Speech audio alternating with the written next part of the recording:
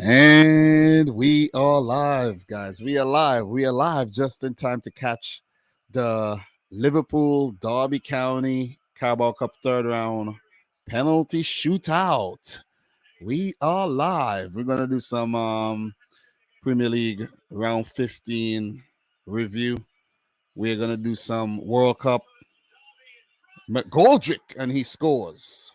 So we're actually watching the Carabao Cup as we speak, and we will do a little bit of Champions League as well. We'll do World Cup. We'll do Carabao Cup. If we have some time, we'll check out the other leagues. We're going to have some fun today. So, Derby County won, and Liverpool about to take their first penalty. Young Bajcetic is stepping up. This could be it for Liverpool, or who knows? They might just prevail. I didn't watch the game, guys. I was watching the Man City Chelsea game, of course, and I didn't watch multiple screens. And it's saved, but the goalkeeper could be off his line, though. So, but the goalkeeper saved the Liverpool penalty, and the game is at Anfield. Derby County currently in League One. Yeah, that's gonna be taken over. I knew that. I knew that. That goalkeeper is, I don't know. I don't know what he's thinking. This should be VAR, right? What is going on here? There's no VAR. Big up to everybody watching the stream. There's no VAR right now. He was way off his line, though. I didn't even realize these guys went to Derby, Goldrick and Horahan. So Horahan to take versus Quiver and Kelleher. Horahan, oh, and it's saved as well. So Kelleher could be the hero today. But yeah, guys, big up to everybody in the stream, man. We're back with some live action. We'll be looking at some Champions League round of 16, Europa League in terms of, some of the matchups. We're looking to actually catch up today. I'm a bit behind when it comes to the Premier League match week 15 review because I didn't actually do anything for the games on the weekend. It's been hectic, man. Been working on some World Cup content as well. So we're gonna have a little World Cup chat. And we're gonna have a nice little stream today, man. So big up to everybody who joined, big up to everybody watching the replay right now. But right now, as we speak, guys, we are watching the Liverpool Derby County penalty shootout, and it's 1-1. Well, 1-0 so far for Derby County. Liverpool to take their second penalty. Oxley Chamberlain, and he scores. It hits the bar and goes the post and goes in. So let's pull up the Carabao Cup. We'll take a look at the Carabao Cup first and foremost. So Carabao Cup, and we're gonna go through all the results. I didn't see all the games, of course. I'm just looking at some of the results as well. So let's just pull that up right now. So all right, this is what's going on, and it's saved by Kelleher. It is saved by Kelleher. So Derby County making a meal of it.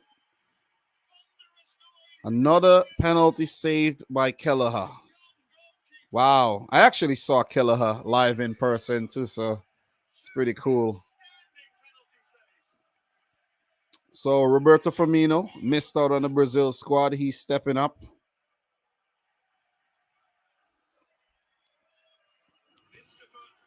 Let's see what happens. Big up to Pacharo. How are you doing? Roberto Firmino. Stutters. And oh, that's the worst penalty I've seen in a very, very long time, man. Firmino, are you justifying the fact that Brazil didn't take it to the World Cup? What kind of penalty was that? That has to be one of the worst penalties I've ever seen. That was horrible. No confidence whatsoever. Wow. These penalty kicks have been horrible. So 1 each after 3 kicks, Liverpool and Derby County. Oh, and Sibley scores. Sibley scores. Big up to Harry Morgan in the house. Big up to Goat. So Derby County gone 2-0 up. 2-1 up, pardon me. And it's Liverpool time to take. So let's actually just click this right here. And we're going to see the penalty shootout, the timeline right here. All right, this is what's going on. Louis Sibley just scored. And Darwin Nunez is about to step up. We're going to take a look at the Champions League round of 16 and make some early predictions today as well. All right, so stay tuned. All right, Darwin Nunez to take his penalty. Darwin Nunez, score or miss. Darwin Nunez. And that's a horrible penalty too, but it went in. That was an atrocious penalty, but it went in. That's just my opinion. That was not a good penalty. Yeah, that was not a good penalty. Almost saved it. He got a fingertips to that. I guess it's a good one if it went in, right? So it's now 2-2. Lewis Dobbin, who is an Everton loanee, as you heard. And Derby is taking their 5th penalty as we speak, guys. So big up to everybody in the stream. Make sure you guys smash the thumbs up button. We'll be doing a fun stream today. Dobbin, and it's saved. Derby County, you blew it, man. You blew it big time. Kelleher, Quiveen Kelleher, man. Quiveen Kelleher, man. God damn. Astounding penalty save there by the young Liverpool goalkeeper, Quiveen, the Dream Kelleher. All right, so now it's Harvey Elliott's turn to win it. To win it for Liverpool. Is he going to blow it or is he going to score? All right, so this could be the last kick. And Harvey Elliott could actually be the hero. Harvey Elliott steps up and he scores. And Liverpool goes into the 4th round. Simply because of Quiveen Kelleher. And some poor penalty taken by the Derby County players. No wonder they are now in League One. Okay, so Elliott wins it for Liverpool. And that's it for this game. 3-2 in the penalty shootout after they finished in a 0-0 draw. So big up to each and everybody in the house. Make sure you guys smash the thumbs up button. We're going to be doing a lot more live streams going forward. It's World Cup time. We're going to have some fun. We're going to have a lot of discussions. And we're going to dissect a lot of things. So, Liverpool prevail. Guys, let's take a look at these Carabao Cup results. And talk about the Carabao Cup. Check out when the next draw would be. And then move on. So, I got something. Carabao Cup theme right here in the background. And let's talk a bit of Carabao Cup. We won't be super long on the EFL Cup, but let's take a look at the games that went down yesterday, guys. 3rd round of matches. Stevenage won, Charlton 5-4 on penalties. Let's take a look at what happened in this game. You had Luke Norris scoring from the penalty spot and Chucks Aneke in the 87th minute. Charlton went on to win on penalties, 5-4. Let's go back. We're not going to linger. Bristol City 1, Lincoln City 3. In this game, we had Matty Virtue in the 6th minute, Ben House in the 15th, Party O'Connor in the 49th, and a consolation goal for Bristol City by Tommy Conway in the 80th minute. Lincoln move on to the 4th round. Bournemouth 4, Everton 1. I'm yet to actually watch the highlights for these games. I've been so busy, man. There's been so much to do, just making sure I stay on top of the World Cup content that we're going to talk about today as well. Definitely going to get some World Cup content into this. So if you love the World Cup, you love the Champions League, we will be getting into some of that today. So big up to Benjamin Barrero, 3 amazing saves from our number 2 keeper in the penalty shootout. Matthew Walcott, big up to you, man. Appreciate you coming through. Marcel as well. Appreciate you coming through. So, guys, today's stream is just to wrap things up, man. To wrap up everything. I missed out on some of the reviews, like match week 15 review. I actually didn't do anything on that because I've been a bit overwhelmed with things, man. You know what I'm saying? So I'm choosing today to do that. So look, Bournemouth 4, Everton 1. This is a shocking result for me, but maybe Everton put out. Let's just first see the Everton lineup that they put out, right? So Bournemouth put out a typical Bournemouth lineup, right? But a few rotations with guys like Stanislas and Jamal Lowe, Jamaican international there, guys like Jaden Anthony coming in, Ryan Christie, players back from injury like Ben Pearson and Joe Rothwell. You see that, right? You see what Bournemouth did. And they did well. For Everton, this was okay. Tom Davies, Ducory has fallen out of favor. Joe Garner, Nathan Patterson, Vinagre. Yeah, this is definitely both teams, of course, rotated their 11s, and Bournemouth came out on top. So Jamal Lowe in the 7th, Julian Stanislas in the 47th. Then Demari Gray pulled it back to make it 2-1 in the 67th minute, but Emiliano Marcondes in the 78th, Jaden Anthony, right youngster there in the 82nd to give Bournemouth a massive win to go into the 4th round. So the next game, MK Dons 2, Morecambe 0. So Warren O'Hara in the 18th, Matthew Dennis in the 51st for MK Dons. So we move on. The Dons go into the next round. I won't mind drawing the Dons. Man City versus the Dons. Why not? Leicester 3, Newport County 0. I could remember Man City smashing Newport County a couple years ago. James Justin in the 44th, and the veteran, legendary player, Jamie Vardy with a brace in the 70th and 82nd minute. So very one-sided game there as Leicester romped to a massive 3-0 win. So once again, like to shout out everybody in the house. Mr. Skiller, big up to you. He said, we deserve to lose. Klopp made too many changes, in my opinion. We can't keep doing this in early rounds and nearly going out every time as he makes so many changes. Well, I guess it was meant to happen. I guess it was, meant for Kelleher to be the hero again. You know what I'm saying? And we will be looking at the U.S. men's national team squad a little bit later too, where Ilias is saying no Zach Steffen in the squad. Not surprised, man. Steffen has been garbage, so not surprised. So Burley 3, Crawley Town 1. Ashley Barnes, Dom Telford in the 22nd. Ashley Barnes equalizing in the 24th, and Anas Zurori with a brace in the 79th and 90th minute as Vincent Kompany and Burnley doing pretty well since he took in charge.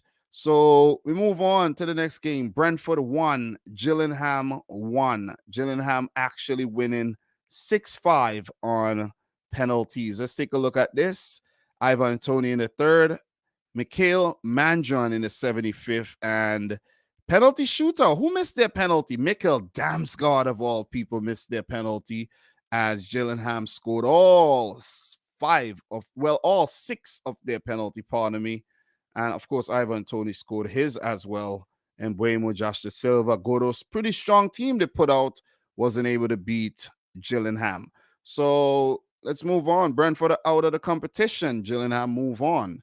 So Wolves 1, Leeds 0 today. Actually, Wolves needed that. Boubacar Traore, one of their newer players, to score in the 85th minute.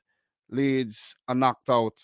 Not a bad thing. They should be able to focus on the Premier League and continue picking up points, as they have definitely pulled things back in the last 2 games. But Wolves, that would do their confidence a whole lot of good, as they are struggling big time in the league. So we move. And the next game, Nottingham Forest 2, Tottenham 0. This is a massive win and a massive boost for Forest, as Renan Lodi scored a brilliant right-footed goal in the 50th minute, celebrated with a good knee slide there. And Jesse Lingard to score his first goal for Forest in the 57th minute, and Orel Mangala got a red card as Tottenham bow out of this season's Carabao Cup. So this was a Tottenham team Perisic, Kane. Kane just doesn't take a break, right? Come on, it's a little Carabao Cup game. Take a damn break, man. And let somebody else play. Let Lucas Moura get a little run out. You want to play every game. God damn. But this is pretty strong 11 put out by Conte, and they lost. You see Fraser Foster getting in some game time there for Spurs there as well. For Forest, you never know what's gonna happen because this team, we don't know. But guys like Sam Surridge and Willie Bolly getting some game time there. O'Brien, Mangala, he got sent off 2 yellows. So this competition is just a competition that you give other people opportunities, but Harry Kane does not believe in that whatsoever. But if you check what City did, if you check what Liverpool did, Chelsea did, they rotated. A lot of teams chose, choose this competition to rotate, but it seems like Spurs didn't want to give Harry Kane a break. Look, you got the World Cup coming up. Think about it. The World Cup, in 12 days, and you want to start in the Carabao Cup. Like, come on, Kane. And when you think about it, right, Conte, you say, okay, at least he might win a trophy for Spurs, and there's one trophy not winnable because they got knocked out. Wow. One of the easiest one to win as well. So maybe that's what he did. Maybe he actually went for the trophy and screwed things up, still screwed things up. Very, very Spursy performance, if you ask me, to lose to bottom team Forest. So Arsenal, whoa, whoa, whoa, whoa, whoa, whoa. I didn't know this. I'm just finding this out. Whoa, Arsenal actually lost. Okay, from a winning position. Eddie Nketiah in the 20th. Okay. Danny Welbeck finally scored from the penalty spot. Kaoru Mitoma, this player scored in the last game. You got to keep an eye on this Japanese international. Keep an eye on him. He's been performing so well. He dribbles, he just runs constantly. Look for him, man. Look for him. Tariq Lamptey getting some game time and scoring as well. So big 3-1 win for Brighton as Roberto De Zerbi wins his third game on the bounce as Brighton's manager. So give a round of applause to him, man.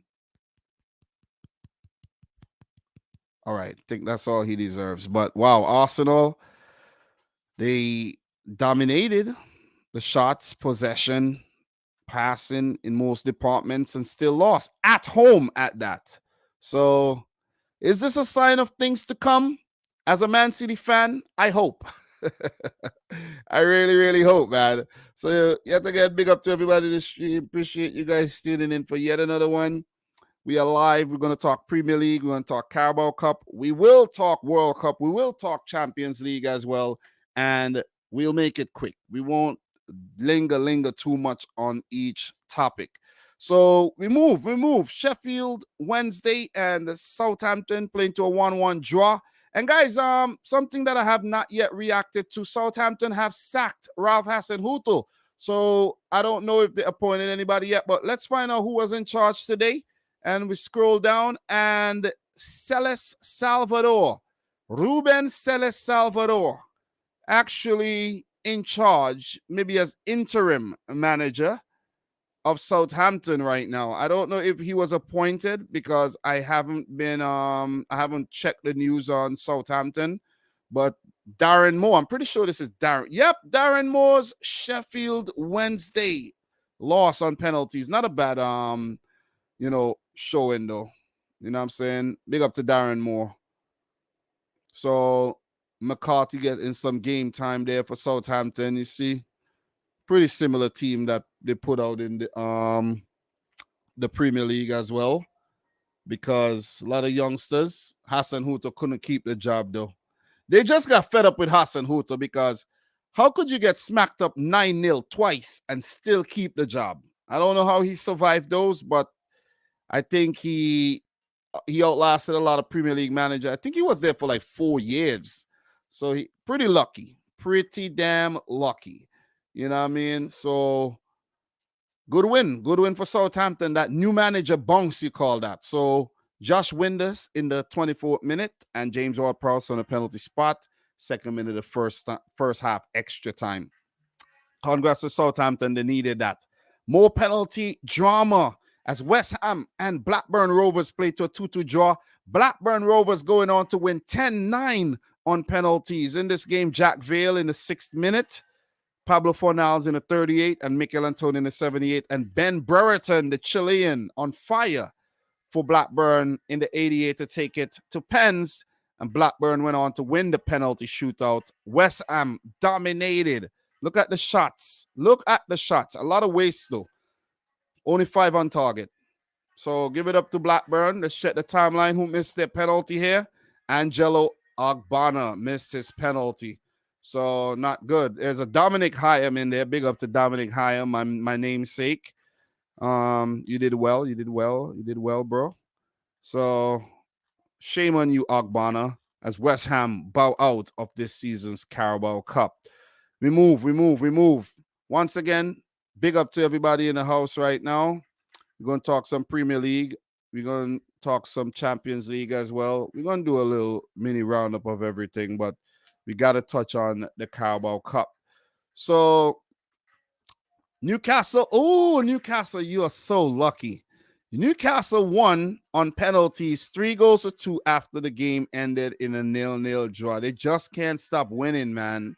So let me see who played this game for Newcastle. Nick Pope. Okay, they still put out a strong 11 if Nick Pope is there, but rotated a little. Manquillo and these guys have been playing a lot. Target, Lascelles, St. Maxima, Wood, Elliot Anderson, Shelby, Joel. Okay. Crystal Palace, pretty similar team. Okay, Klein back in the team again. Nice to see him. And all right, Kieran Trippier, Willock. Okay, so congrats to Newcastle. Let's see who actually scored and missed their penalties. Bruno Guimaraes missed. Wow. So actually, the way it was, Chris Wood scored, Luka Milivojevic missed, it seems. No, yeah. Kieran Trippier and Will Hughes scored. Joel Linton and Joel Ward scored. So it was, how did it go on like this though? Is it from what are we looking at? From top to bottom? Maybe from top to bottom. It got to be from top to I don't even know. Seriously. I really don't. Is it from top to bottom? Because if it's what? 3-2. Bam, bam. Oh yeah, I guess, yeah. It had I understand what happened now. Because with it being 3-2, when they miss, they miss. You get a chance to take another one, so both of them miss. So it ended 3-2. Yeah, I understand what happened there. So let's keep it moving. Newcastle move on. Crystal Palace out. Man City 2, Chelsea 0. This is a game I actually saw, guys. And I didn't know there was games tomorrow, but United play Villa again. Let's see if they're going to lose to Villa in back-to-back games. But before we get to the Man City Chelsea, let's talk Liverpool Derby County. I didn't watch the game. It ended in a 0-0 draw. 3-2 for Liverpool in the penalty shootout. We actually did a little mini watch along for the penalty shootout at the start of this stream. So to see the Liverpool 11 there, highly rotated. Gomez, Tsimikas, Nat Phillips, Ramsey, Chamberlain, Bajcetic, Clark, however you say this guy name, Frorendorf, Stewart, Carvalho. Wow. And Liverpool still won. Shame on you, Derby County. They had enough quality in their team. Mendes Leng, he played Premier League football before. Conor Hourihane played Premier League football before. You know what I'm saying? David McGoldrick off the bench. Come on. And y'all still lose. Shame on you. But it just shows, man. It just shows. They had Anfield.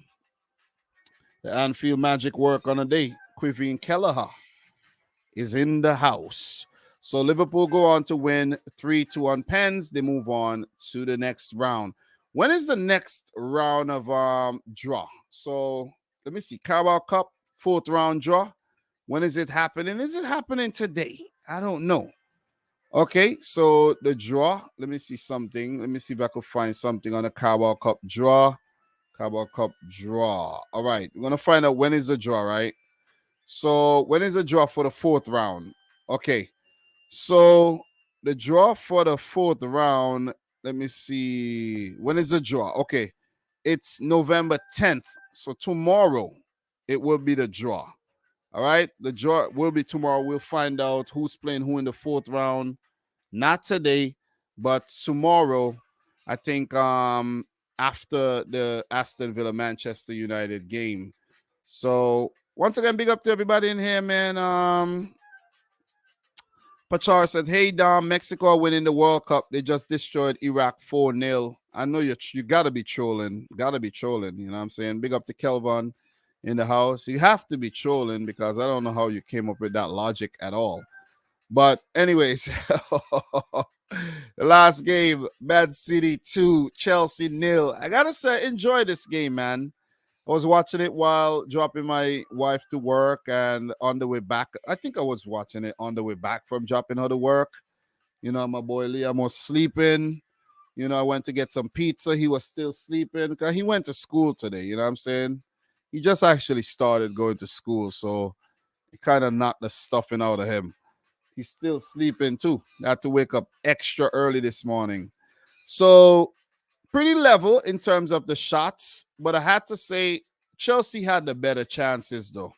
And even though we finished with a 2-0 win, if it wasn't for Ortega Moreno, we would have lost this game. So give it up to the German goalkeeper, Ortega Moreno, for some massive saves, man. If that was Edison in goal, we would have lost that game 100%. 100%. And big up to Peter, though. I didn't realize this.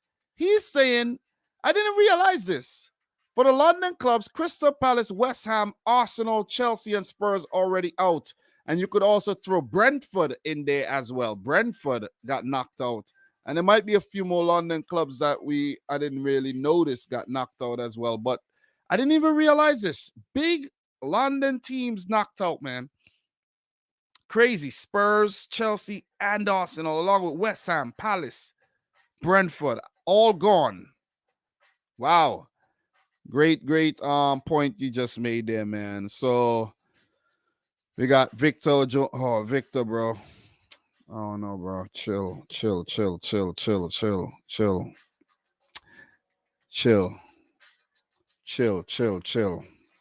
Anyways. Yeah, just mess with my train of thought there with your nonsense there, man. This guy just keeps, I don't know why you keep bugging me on Twitter, bro. I don't know why, but you need to chill, bro.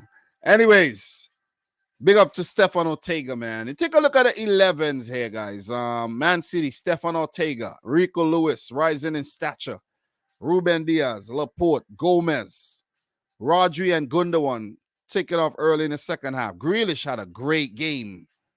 Grealish was really, really good on the day. Unlucky not to score. Cole Palmer getting 90 minutes. Mahrez with that spectacular free kick. Julian Alvarez with the follow-up for the second goal as well. He's on fire. I think he got about 7 Man City goals since he joined, which is amazing when you think about it. If you don't have Haaland in the team, you got Alvarez. His work rate is unmatched. I'm telling you, he just keeps running.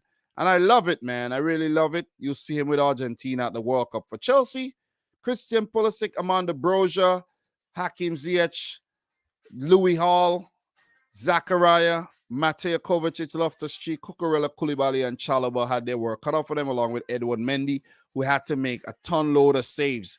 But look, Hall had 2 great chances. Both were saved by Ortega. Pulisic had a chance, saved by Ortega. I think Pulisic had 2 great chances as well. So Chelsea had their opportunities. And late in the game, there was another opportunity that ping-pong around the box eventually went in, but it was offside. So if it wasn't for Ortega, we lose the game. We lose the game because even though we dominate the matches, whenever we allow the teams behind, and they get a shot at the goalkeeper, it usually goes in. I'm not saying that Edison does not make a good save here and there, but more often than not, he gets beaten. Let's keep it real. You see what I mean? But big win for Manchester City. Mars in the 53rd.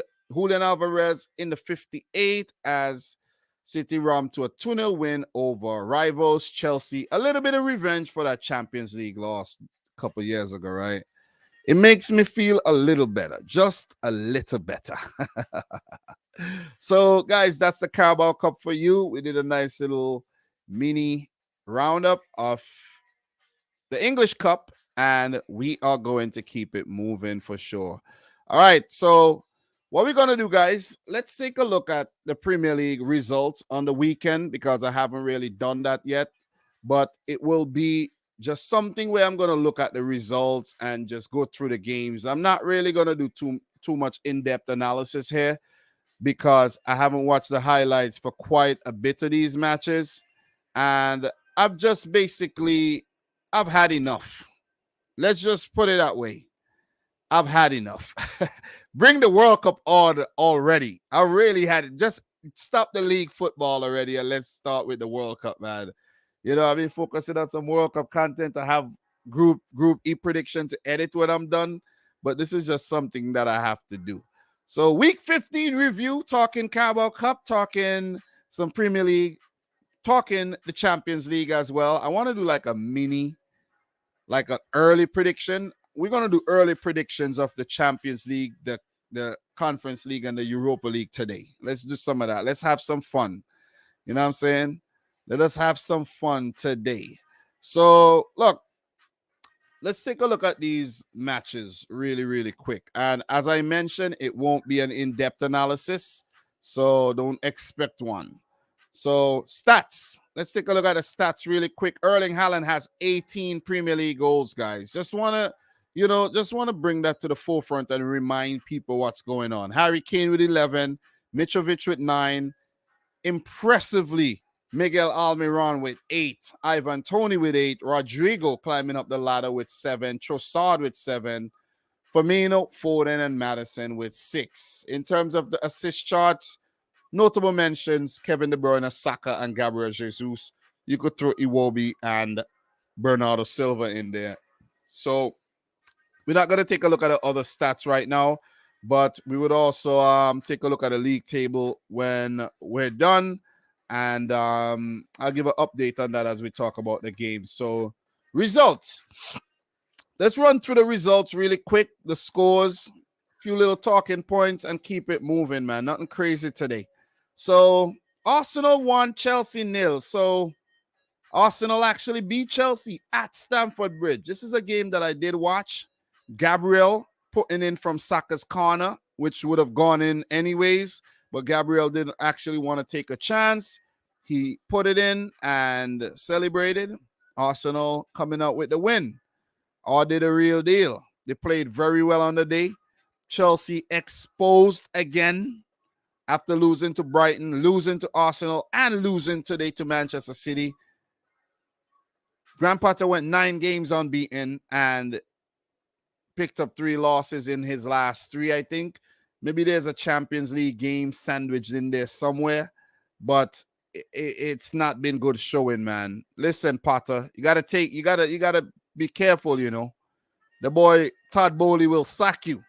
So the last 4 games, well, in the Premier League, no wins for Chelsea, 2 draws and 2 losses, right? In terms of the Champions League game, that Champions League game was actually a win between the Brighton and the Arsenal game against Dinamo Zagreb there. So, you know, things ain't looking good for Chelsea at all. And the last game before the World Cup will be against Newcastle. I think I'm actually going to predict a Chelsea loss as well because I don't see them beating Newcastle at all. I really don't. Not the way they're playing at all. Not the way they are playing right now. So, good win for Arsenal. Mikel Arteta doing the damn thing. You know, I saw a record that he got to more wins than Arsene Wenger after his first 150 games. So, give him a lot of credit for that and give Arsenal a lot of credit for good showing on the day, man. If you ask me to analyze this game, talk about exactly the things that happen in the game, I can't do it. It's been gone. Too many days have been gone. And that's the thing about matches. Matches last maybe 48 hours the most. People don't care. People move on. You see what I mean? Yeah, it was on the weekend, but no, we had Champions League. Not Champions League. Yeah, we had Champions League draw. We had a Champions League draw, the Europa League and the Conference League draw, and then we had the Carabao Cup. So who nobody cares about what happened on the weekend anymore. You see what I mean? I just had to also remind a Man United fan that they did lose to Villa, though. So I just had to be a little petty there. But Arsenal stay top of the league. Only one loss and a draw, along with 11 wins this season, 34 points. And for Chelsea, they dropped down to 7th, below Brighton, Man United, and Spurs, even Newcastle. So they're just 2 points ahead of Liverpool, who are looking to catch them and take away the Conference League spot. So we move, man. We move. Guys, feel free to share your thoughts in the chat, man. But these are the Arsenal players celebrating. All right.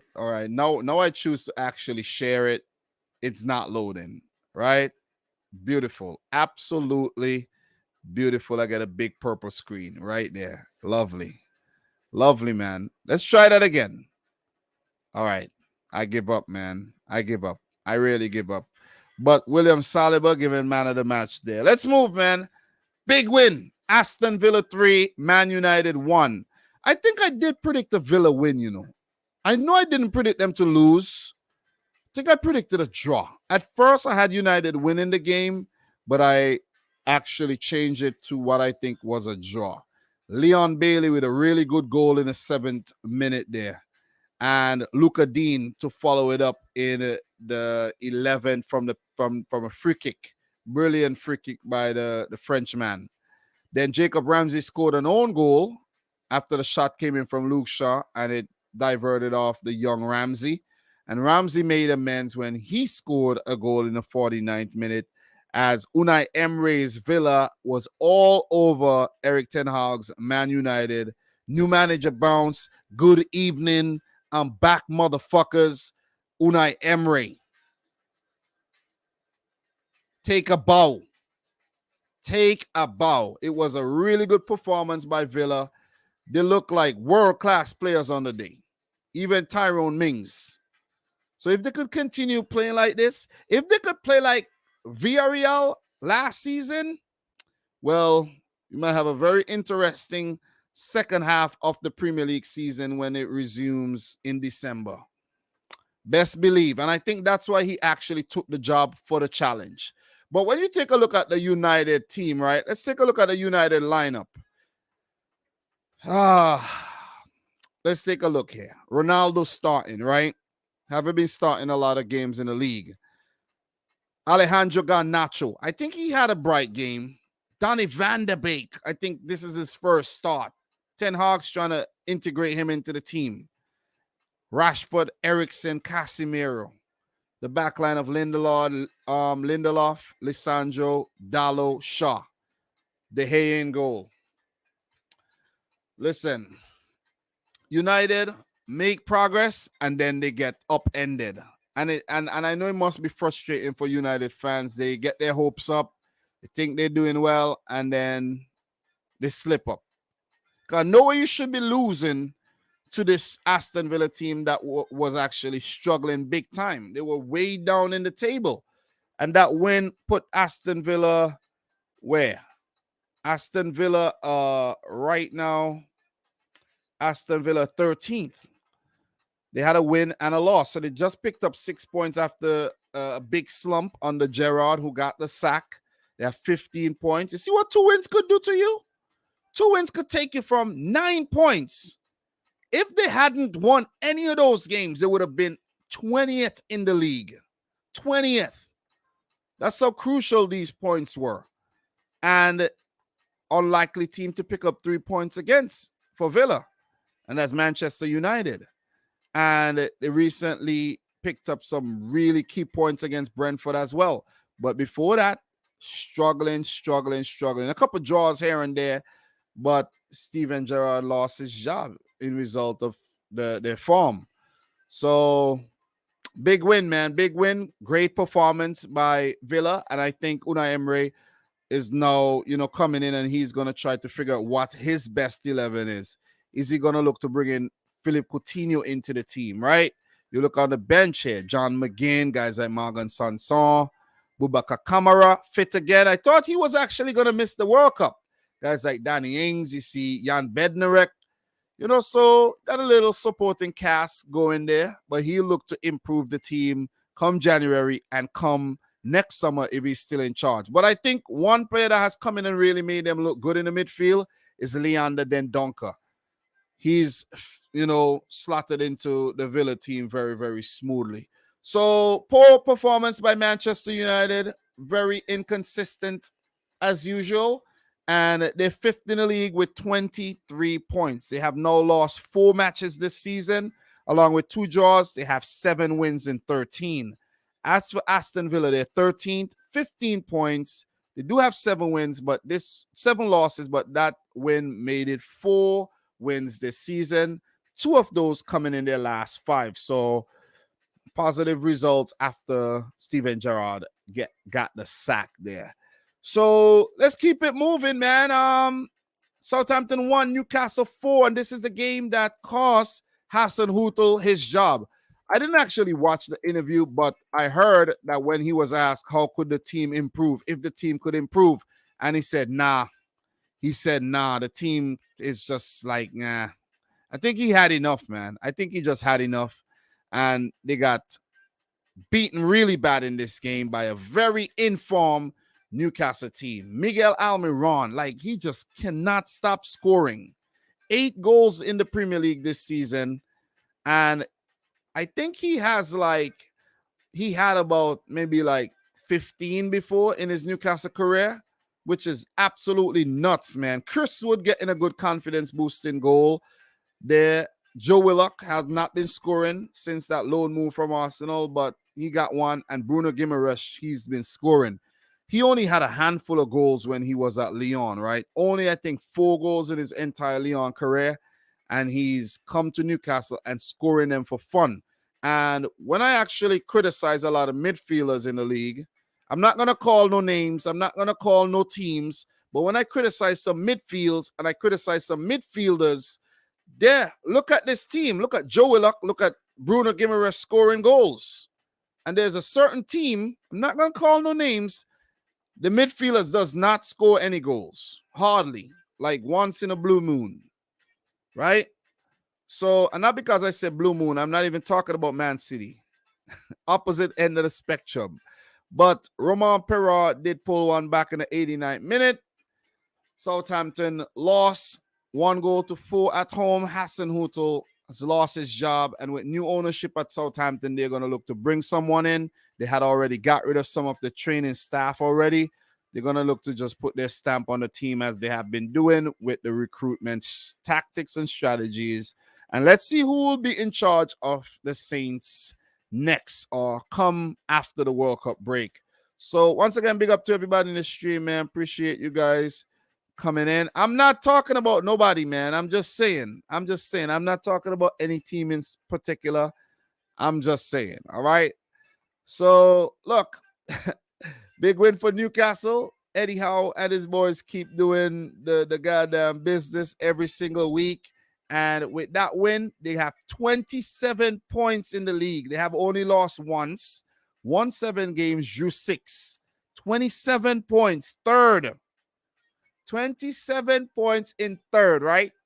If Newcastle continues like this, right? If they just continue on this trajectory in the next 14 games, they're going to have 54 points. They're going to be third. And with 10 matches left, think about it. Or maybe they'll have more points. But with 10 matches left, Newcastle could be eyeing a Champions League spot in only the second season of the takeover, which will be absolutely nuts when you think about it. The rise of the new Newcastle United. So, look, in terms of Southampton, They drop into the relegation zone 18th with only 12 points after 14 play, 3 wins, 3 draws, but 8 devastating losses. So, look, we move, man. We move. We're taking a look at these fixtures and we move. So, this was a massive game, man. I was actually following the scoreline, wasn't watching the game, but followed the scoreline. I saw the goal highlights as well. This was a thriller. This is what you call a thriller. I did predict Leeds to win the game too, but he had Rodrigo in the penalty from the penalty spot in the 3rd minute. Marcus Tavernier, I think that's his first goal for Bournemouth in the 7th minute. And then Bournemouth took over the game. So Leeds scored, Jesse March celebrated, but Tavernier billing with a good goal. You know, he scored some very good goals. And I think Solanke bringing up a landmark goal there as well for Bournemouth. So it was 3-1 in the 3rd minute in the second half there. And Leeds was staring down the barrel of defeat when all of a sudden Sam Greenwood, Liam Cooper, and the boy Summertime, Crescencio Somerville, with the 84th minute winner. The man has just basically won back-to-back games for Leeds United. And the previous match, I think he actually earned them a point. Let me just go back at Leeds. Maybe it was a consolation goal when he scored. I think it was a game against Fulham. He had scored. Yeah, it was a consolation goal. He scored late. Then he scored a winner against Liverpool and scored the winner against Bournemouth. Give it up to Crescencio Somerville, man. The man just turned 21. I've known of him for some time. I used to use him in FIFA. I used to go crazy with him running down the right flank, screaming out "Summertime." And it's nice to actually see him in real life doing the goddamn thing. So Leeds with another massive win to give Jesse March, some more solidity in his managerial job there, as he was under a lot of pressure to get sacked. And he just picked up 6 points against Liverpool and Bournemouth. So Bournemouth and the Gary O'Neill have been struggling as of late after that purple patch that they got when Scott Parker got sacked. New manager Bunks was working really, really nice for them. But for the last few games, Bournemouth have lost a whole lot of steam. Bournemouth were actually up to 8th at one point, and they now dropped all the way down to 17th, and they could now be thrown back into the relegation discussion. 4 losses on the bounce for Bournemouth. And the thing about it is that they haven't been playing badly, because they lost to Southampton, 1-0, 2-0 loss to West Ham. But what's crazy is that the game against Spurs and the game against Leeds, they were leading by 2 goals and give up a winning position when being 2 goals up, which is absolutely crazy when you think about it. You would have probably been watching this game and say, "Oh, yeah, my team is 2-0 up. Yeah, I'm going to go take the dog for a walk. I'll be back to celebrate." You come back, you're drinking wine. Yeah, he celebrated, but you eating ice cream, a whole tub of ice cream. So, big up to everybody in the stream, man. Big up to Aaron Guy in the house. Free mind. Plus, don't they have money to burn in the next transfer window? They got some money to burn. So let's see what Newcastle does, though. But Leeds United 4, Bournemouth 3. Massive, massive win for Leeds. So, look, with that being said, guys, we're going to keep it moving. Leeds showing a lot of character. 12th in the league, 15 points. And for Bournemouth, 17th with 13 points. I'll go through the weekend fixtures when I'm done. And maybe tomorrow we come back and do another live stream if I feel like it, to do somewhat of a preview for the weekend matches. It's going to be a quick preview, though. Nothing crazy. But I already have the preview format in my head, so I could wing it. Because I really don't feel like doing a whole lot of work, man. I have World Cup content to work on, and that's the focus right now. So my team, man, let's talk about my team. Manchester City 2, Fulham 1. What a game. What a game, man. Julian Alvarez in the 16th minute. Man, I thought I was watching Sergio Aguero score that goal. That was a brilliant goal. And most of his goals, it just looks like a mirror of Sergio Aguero. Give it up to Alvarez, man, who started the game. No Haaland at the start, no problem. We did it in the Champions League and did it against Fulham, but it took a late penalty, though. It was, oh, man, this game was such a freaking, tough game to watch. I was nervous watching this game because João Cancelo got a red card. There was a big discussion on João Cancelo actually getting a red card for the same thing that Trent Alexander-Arnold did in their game by pushing down somebody, Ryan Sessegnon. But I don't think it was the same thing. I think Cancelo was very sloppy, and Trent pushed Sessegnon. It could have been given a red card and a penalty, but I think there was cover. There was actually cover. It was wide of the post, and there was Van Dijk, I think, was inside covering. There was no cover for the Cancelo push, and I think it was a deserved red card. Very sloppy. Cancelo have been very sloppy, and he almost cost us more points. Look, I love Cancelo. He's been really good for us. He's been one of the best fullbacks in the league, but he's sloppy against Liverpool when Salah twist and turn him, and he was sloppy in this game as Andreas Pereira stepped up to score in the 28th minute. Look, we tried everything, man. Just couldn't score. Just couldn't beat Leno in goal until Erling Haaland came on. He did score from a De Bruyne cross, but it was deemed to be offside, barely by margins. You know what I mean? How unfair. If there was no VAR, that goal would have stood. And then we won a penalty. We won a freaking penalty, man. God damn, thank God. Thank you, Jesus. Thank you, Jesus, man. And very, very, very sloppy there by Anthony Robinson on that tackle there.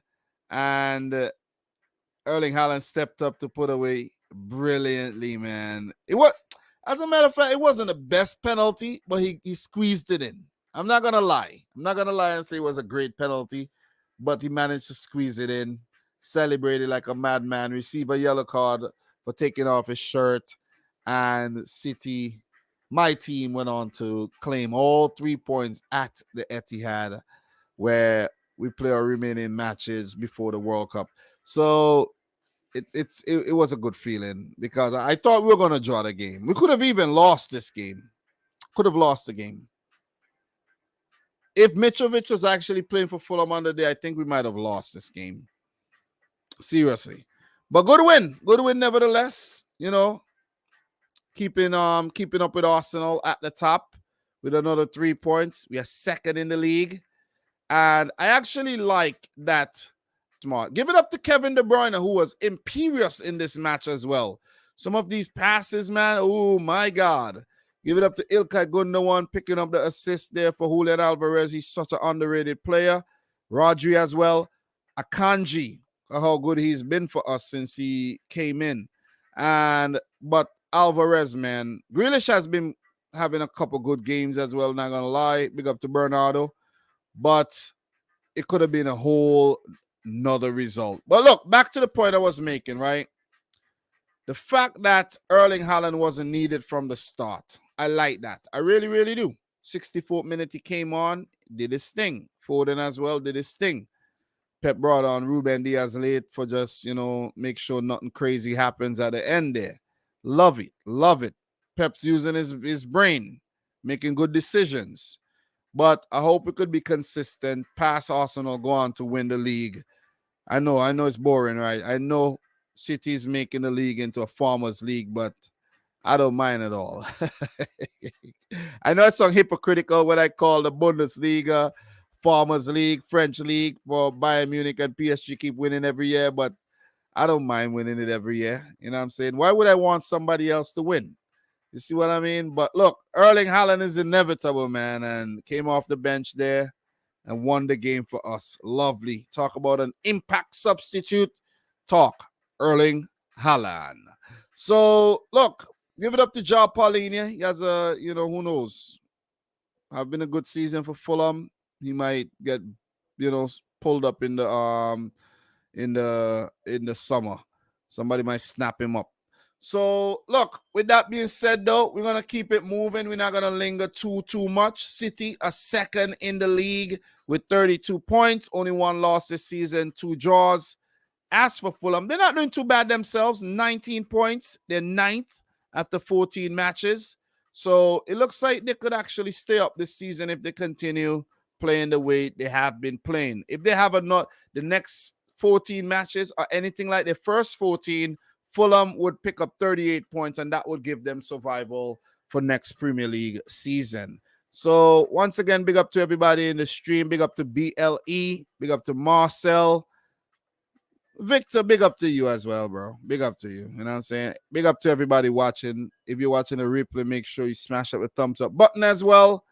Stick around. We're going to talk some Champions League. We're going to talk some Carabao, not Carabao Cup, but Conference League. We're going to talk Europa, a little bit of World Cup.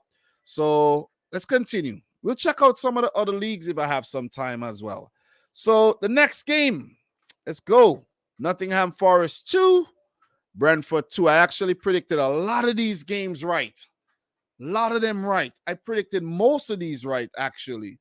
So didn't do too bad at all. They didn't do too bad. So in this game, Morgan Gibbs-White with a really good goal, repaying Forest for actually investing heavily in him. Brandon Buemo from the penalty spot in the absence of Ivan Toney. And I actually missed one goal there. Emmanuel Dennis in the no, that was an assist. Pardon me. I'm bugging out. Johan Wissa in the 75th. And then the Zanka own goal in the 96th minute of play there to give Forest, I think, a well-deserved point. I did predict them to pick up a point, and they definitely did so. So not going to get too deep into this at all, but Forest needed those points badly, and I did predict Brentford not to pick up a win without Ivan Toney in the team. So with that result, Brentford are 11th. 3 draws in their last 5 games and a win. So not a bad little stretch there. 16 points, they're 11th. So Forest do have 10 points. They're 20th. Level on points with Wolves, 2 behind Southampton, 3 behind Bournemouth, 4 behind Everton, West Ham, and Leicester. Not bad at all. Not bad. Look, 2 wins would take Forest right out of the relegation zone all the way up to about 12th. So they just need to win some games. And if they pick up a win before the World Cup break, and they hope that, let's say, Southampton lose, let's say Bournemouth lose, let's say these teams don't pick up any points unless they play against each other, right? And Forest win. Forest could jump out the relegation zone going into the World Cup break, which would give them some hope and some belief. So we're going to keep it moving. Wolves 2, Brighton 3. Give it up to Brighton, man. Big win against Chelsea. Big win against Wolves. And another in the Carabao Cup there against Arsenal. So in this game, Adam Lallana, cheeky goal in the 10th minute. Gonzalo Guedes, who have been criticized, and scored in the 12th. And then Ruben Neves from the penalty spot to make it 2-0. And then Caro Mitoma in the 44th. Then Nelson Semedo got sent off, straight red. And Pascal Gross with the winner there in the 83rd minute. So they just have so many, goal scorers in this team now, man. Everybody's chipping in. Because the forwards who are up top are not actually providing the goods. So the likes of Trossard and Gross, now Mitoma, have been actually contributing there. So massive win for Brighton.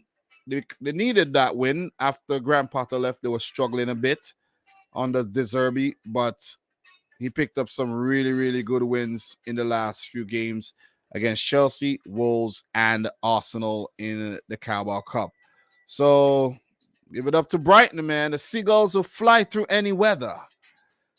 So look, in terms of the table, guys, Brighton are currently 6th. They're top 6 right now, 21 points. Back to business. For Wolves, they're 19th. Wolves are struggling big time. Already sacked manager Bruno Lage this season. And they have 10 points after 14 games. You could conclude that they are struggling at the moment. So Big shout out to everybody in the house, man. Big up to Doug. Appreciate you coming through. Doug, how are you doing, bro? Haven't spoken to you in quite some time. Quite some time. I know it's a bit late up in Scotland. Our clock actually went back 1 hour. Did you guys go back as well? What's the time in Scotland right now? Is it 10:57 or is it 9:57, Doug? Are you, same 5 hours ahead? You're up late, bro. You're up really, really late. So we're going to keep it moving, man. Leicester 2, Everton 0. Yuri Telemans in the 45th, Harvey Barnes in the 86th, Madison with both assists. Man, I've been talking about Madison, man. I've been telling Liverpool to sign up James Madison, and they ain't listening to me. You're going to have a player that's going to give you a lot of assists and even chip in with maybe 7 to 10 goals every season. And he ain't got nobody in the Liverpool team doing that right now. You see what I'm saying? And he's a player I think could make a difference to any team. I don't mind if City sign him. Sign up Madison, sign up Grealish, have all them English pretty boys in the team. I don't mind. As long as we're going to win football games. You see what I mean? If there's a midfielder outgoing, we bring in the next one. That's where Man City does well. You see what I mean? Look at maybe Gundogan might leave next season, but guess what? Calvin Phillips is waiting in the wings. You see what I'm saying? So it's all about recruitment, man.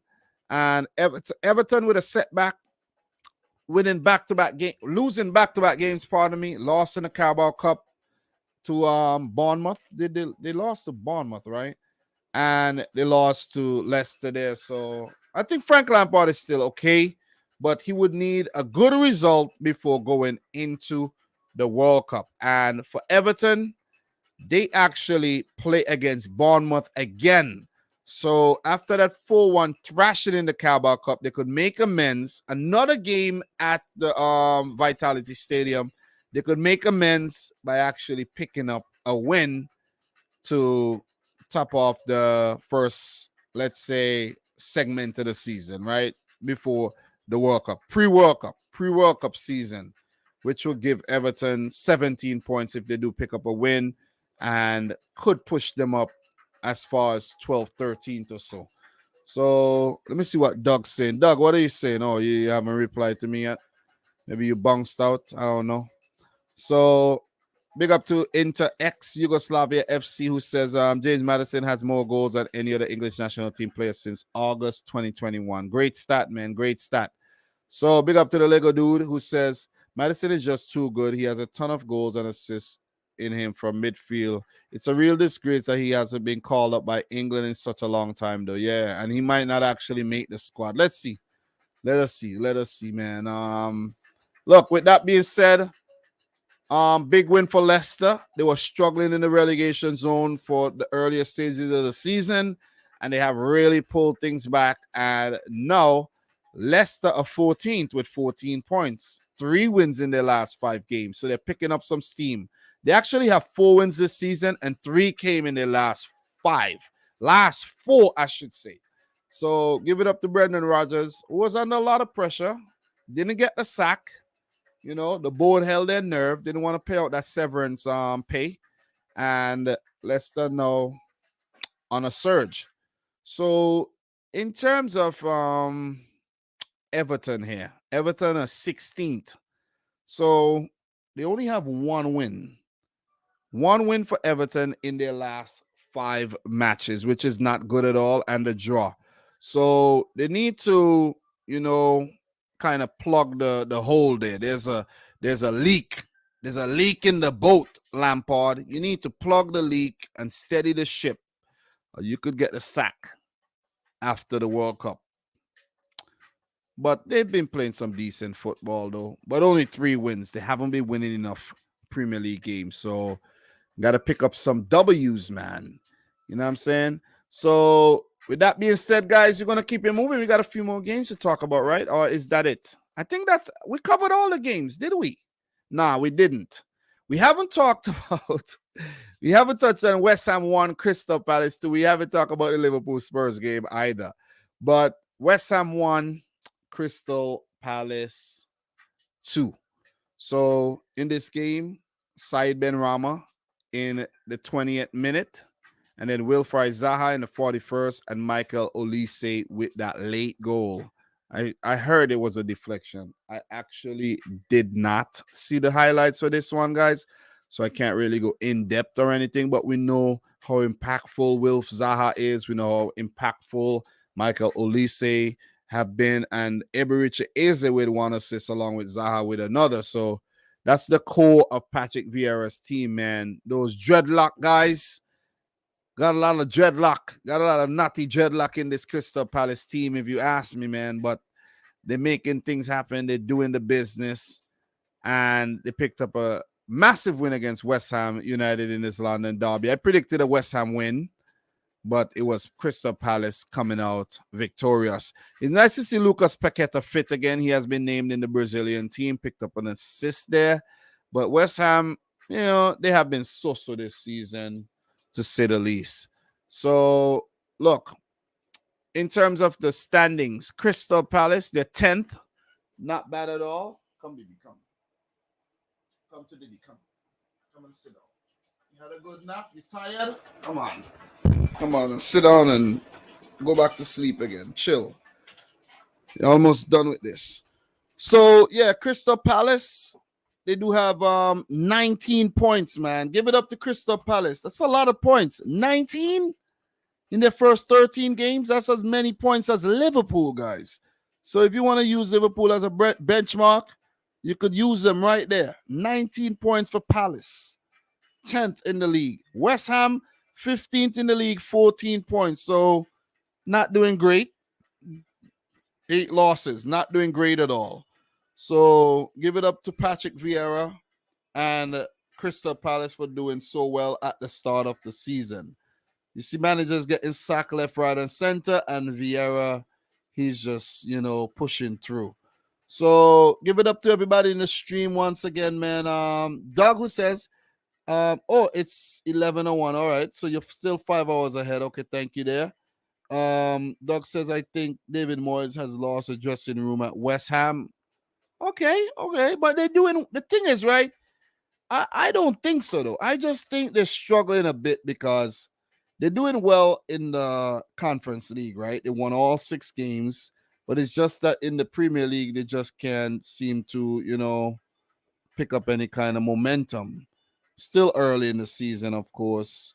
It might just be one of those seasons where they don't qualify for Europe and they just manage to get like 13th or 14th without David Moyes actually getting sacked. So, I think they'll be all right, man. So with that being said, how many more games we got left to talk about in terms of the weekend matches? We got Leeds. We spoke about that. Spoke about the City game, Forest, Wolves, Brighton, Everton. Spoke about Arsenal, Chelsea, Villa, Man United. Spoke about this. And we only have one more game to talk about, and that's Spurs losing to Liverpool 1-2. And guys, I did predict Liverpool to beat Spurs. Yeah, I did. I was leaning towards a draw, but I says, what the heck, man? Spurs ain't winning that game. You see? Because my reasoning was Liverpool play a lot better when the opponent is better. You get it? Look at the game against Napoli. 2-0. They kept in the match, 2 late goals.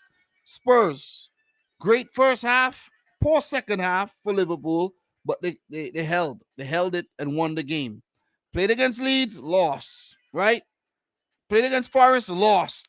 Because guess what? I think they underestimated the opponent a bit and thought that they didn't have to really, play at a high level.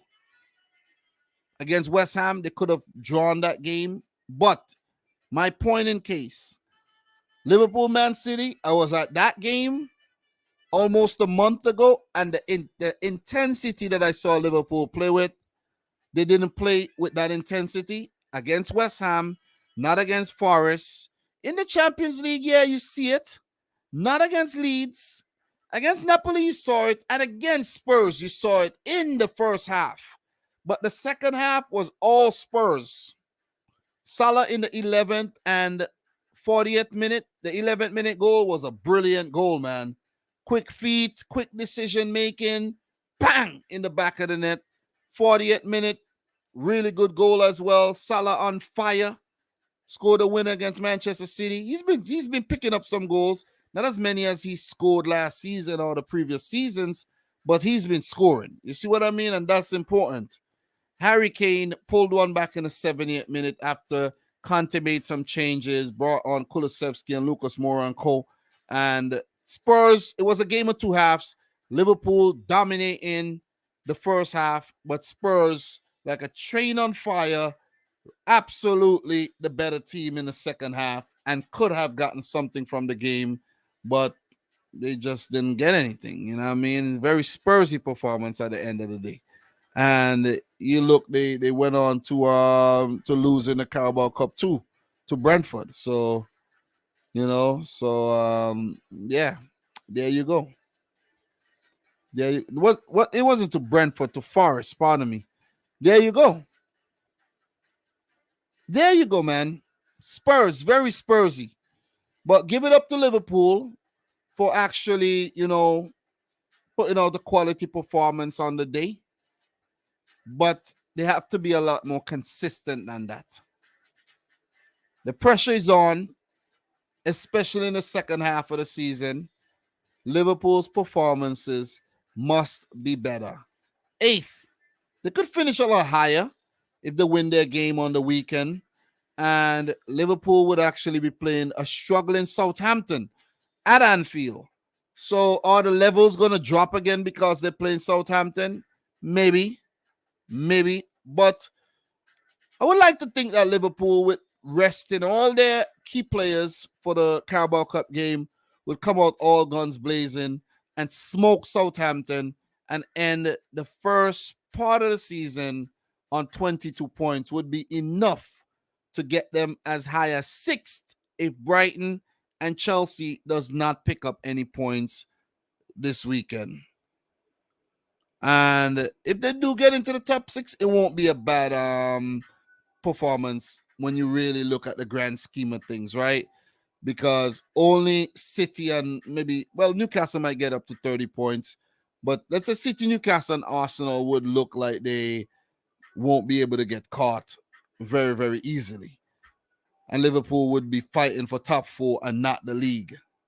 You get what I'm saying? But look, another Spursy performance, as I mentioned. They're losing a bit of steam, knocked out of the Carabao Cup. They dropped to 4th in the league. They do have 26 points. But most importantly, 3 losses in the league in the last 5 matches, which is absolutely unacceptable. They lost to United, lost to Newcastle, and lost to Liverpool. Almost lost to Bournemouth, almost lost to, drew the game to Marseille, and lost in the freaking Carabao Cup to Forest. So, poor form, man. And not to forget the draw against Sporting. They've been going through a very, very rough patch. Very rough patch. Is Conte going to get the sack? Man, you never know. He might actually just quit. You never know. You see what I mean? That's the thing with Antonio Conte. Spurs' only hope for a trophy this season is the FA Cup. And I won't put my money on Spurs actually winning no FA Cup this season. I really won't. I really won't. So, look, we're going to mix it up, guys. That's it for the Premier League. Let's take a look at the fixtures that's coming up this weekend. We'll do something to talk more Premier League. I'm actually going to try to start going live every day. Get warmed up for the World Cup. Talk about a lot of other things and just get the ball rolling. I've been a bit lazy this season. I ain't going to lie, man. Not lazy, but maybe just tired. You see what I'm saying? I've been doing this for a very long time. But the games coming up this weekend are Manchester City hosting Brentford, Bournemouth hosting Everton, Liverpool play Southampton while Forest take on Crystal Palace. Spurs play an informed Leeds while West Ham and Leicester look to hash it out at the London Stadium, while Newcastle host Chelsea far up north and the struggling Wolves take on Arsenal. There's also big games between Brighton and Aston Villa with a new manager bounce, and Fulham. An informed Fulham take on yet another Manchester club as they look to upend the red side of Manchester. So those are the fixtures coming up, guys. This is what the table looks like going into match week 16. Gunners lead 2 points ahead of Manchester City, but look at City's goal difference. Anytime, and I repeat, anytime Arsenal slip up, Man City gonna catch them. So this weekend for Arsenal, I did mention their game, and their game will be against Wolves. Don't think they'll slip up against Wolves. So Arsenal might actually go into the break. You know when they say when you're top at Christmas, what happens? Most likely you go on to win the league. Well, let me tell you, let me fill you in. Arsenal will be top at Christmas if they win that game, right? And it also will be very bad if they are top at Christmas and not win the league too. So yeah, Newcastle third, Spurs fourth, Man United fifth, Brighton sixth.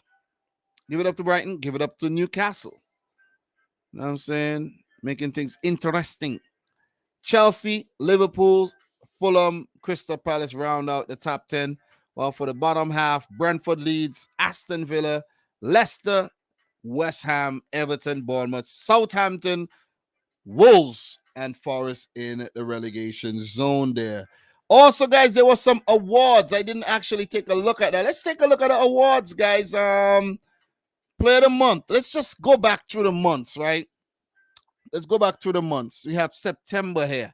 But let's go back to, let me see, monthly awards. Let's go. So we're supposed to have some more months here. I don't know why we don't have more months. Okay, yeah, we have more months. We got more months. So in August was Haaland, Arteta, and Sid Maxima. Save of the month, Nick Pope. You go to September, you had Marcus Rashford and Ten Hag. I don't know how they won those awards, but they did. Pickford, best save, Ivan Toney. And then they're supposed to update this. Let's get the month. They're supposed to update this, but they didn't. See that? Somebody not doing their job over here. Let me see if I could get more information here. Somebody not doing their job, but there's something with the awards, man. The awards came out. Let's check the news. Let's check the news. Let's find out who won the awards because I don't actually know. I didn't check. I think they're out already.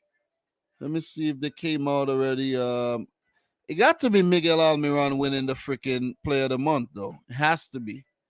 Let's scroll down a little here and see. Southampton part ways with Hassan Huto. We spoke about that. And also, Wolves are looking to appoint Julian Lopetegui as well, who might actually come in after the World Cup. So, didn't actually mention that one. But, okay, we got it. The awards weren't given as yet. That is what actually happened. The awards weren't given. And these are the nominees. October Player of the Month. Miguel Almiron, Kepa Arrizabalaga, Kevin De Bruyne, Bruno Guimaraes. A lot of players, though. I've never seen this many players given going up for the awards. Erling Haaland, Kieran Trippier, Leandro Trossard, Granit Xhaka. I have to say this is between Leandro Trossard, Kevin De Bruyne, and Miguel Almiron. I know Haaland has done well and Bruno Guimaraes done what these players have done well. But if I have to take a pick, I'm going to give it to Miguel Almiron, man. He's been on fire.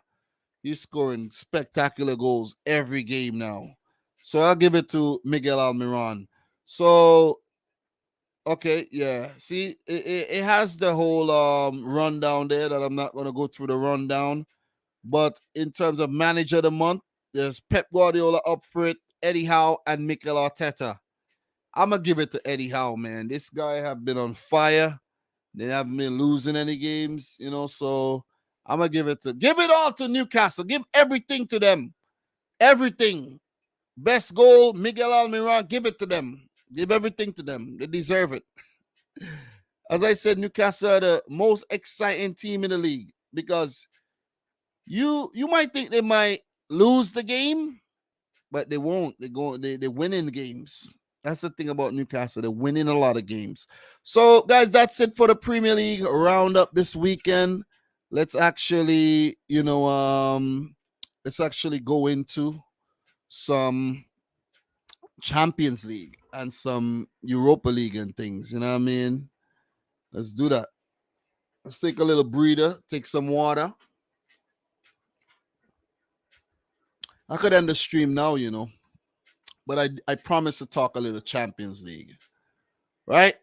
So let's get into some Champions League, man. Let's change it up.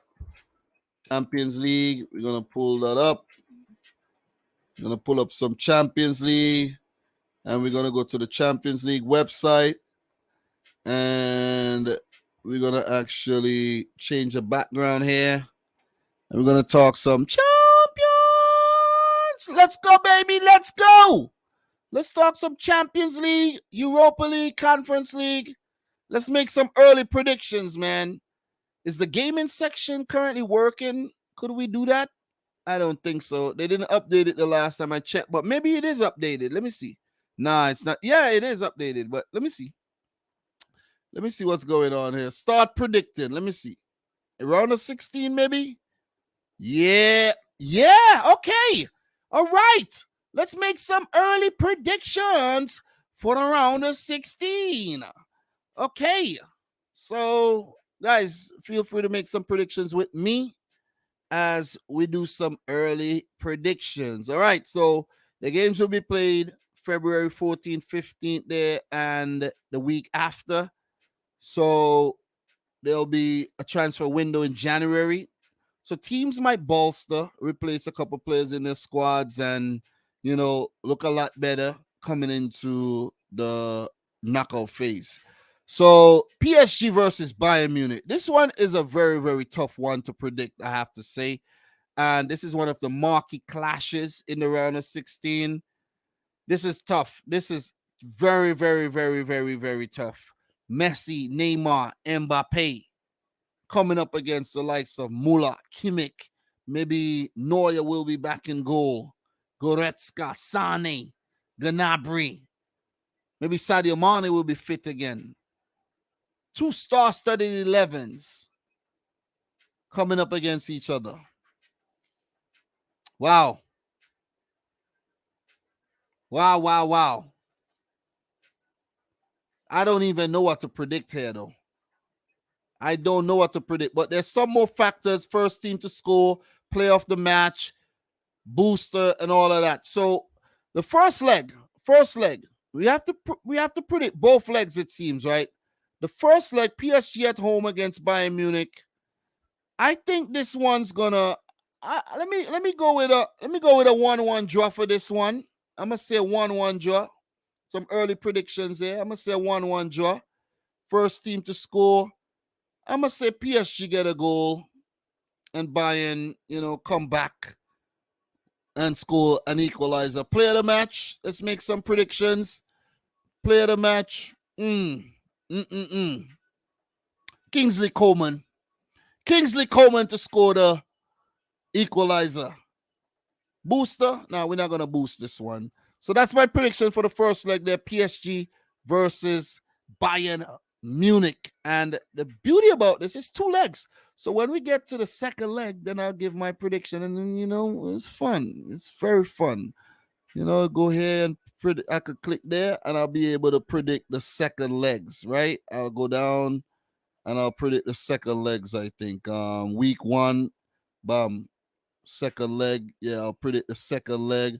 Let me see if the second leg actually shows up from the first prediction that I made. It doesn't. It doesn't. Which is pretty weird if you ask me. But let's go back here and continue predicting though. AC Milan versus Spurs. I'm gonna go for a 2-1 win for AC Milan. 2-1 win for Milan. Spurs, very, very iffy. Very iffy. They'll need to put out some big performances if they are to get the better Milan. Leao, Giroud, and Cole, Benacer. Maybe Zlatan will be back. Maybe Mainan will be back in goal. Spurs might be all guns blazing, but still put out Spursy performances. Would Conte still be at the helm for Spurs? That's another question. You gotta ask these questions, you know what I'm saying? But Milan, Pioli and Milan, they have been doing a good job. They're the holders of the Serie A, and not a bad start to their season. And they're in the Champions League round of 16. 2-1 for them over Spurs in the first leg.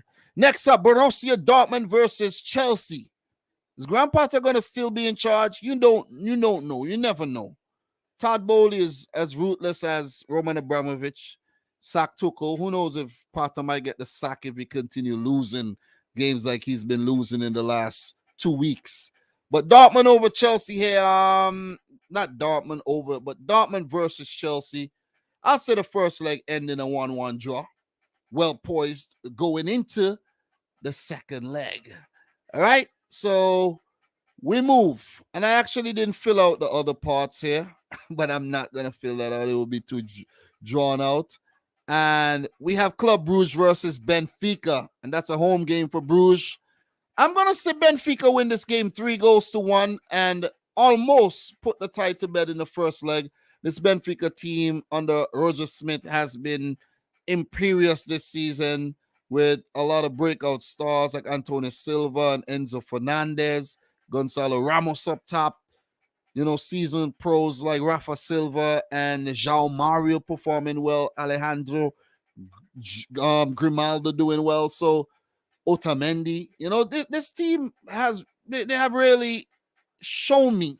I've doubted them a lot this season, and they've shown me what they're capable of doing. And with them playing against Bruges, we would see one of these, let's call them underdog teams, make it to the quarters or even as far as the semis. So give it up to Benfica, man. I'm going for a 3-1 win there for Benfica. Let's move on to the second round of matches there. And we have Frankfurt coming up against Napoli. Well, Napoli's been one of the best teams in the world this season. And they deserve a lot of credit. They really do. But Frankfurt deserves a lot of credit too, because Europa League reigning champs, first time in the Champions League, and they made it to the round of 16. Give it up to them. Give it up to Eintracht Frankfurt. They ain't got nothing to lose. They're going to go all guns blazing with the likes of Kolomwani and Daichi Kamada. And they're supporting cast against a star-studded Napoli team that involves Victor Osimhen and Kvaratskhelia, Chucky Lozano and Ilif Elmas and Zielinski and co. Di Lorenzo, Merritt. The team has been really good this season, and Spalletti has done a really, really good job in charge. So this one's pretty tough to predict, but I'm going to go for a Napoli road win, 2-1. Advantage for Napoli going into the second leg at home in Naples. So this is the massive one, man. Liverpool versus Real Madrid. The team that just keeps getting into Liverpool's way. When they think that they're going to win the Champions League, here comes Real Madrid twice in the last 5 years. Liverpool must actually have nightmares of Real Madrid. I think the Liverpool fans actually wake up screaming after seeing the Real Madrid logo up in the stormy skies. Ah! Screaming. Are they going to be able to get the better of Real Madrid in this tie, though? That's a good question. First leg, 1-1 draw. Let's set it up nice going into the second leg. All right? Let's set it up real nice. Inter versus Porto. We know how good Inter have been. They should have guys like Lukaku 100% fit by then. Who knows? Lautaro, Dumfries, Brozovic. You know, the team, stacked up. Mkhitaryan, Çalhanoğlu. If those guys are still at the club. Onana in goal. The team looks good. I like the re-emergence of Inter and AC Milan. I really like it. And the dip in Juventus's form. I like that. I like that things are different over there in Italy. And this is a good clash because Porto, they ended up topping their group and they have been a force to be reckoned with in European football over the past few years, giving us some very, very memorable knockout ties. And I could vouch for it. You know what I'm saying? I could definitely vouch for it.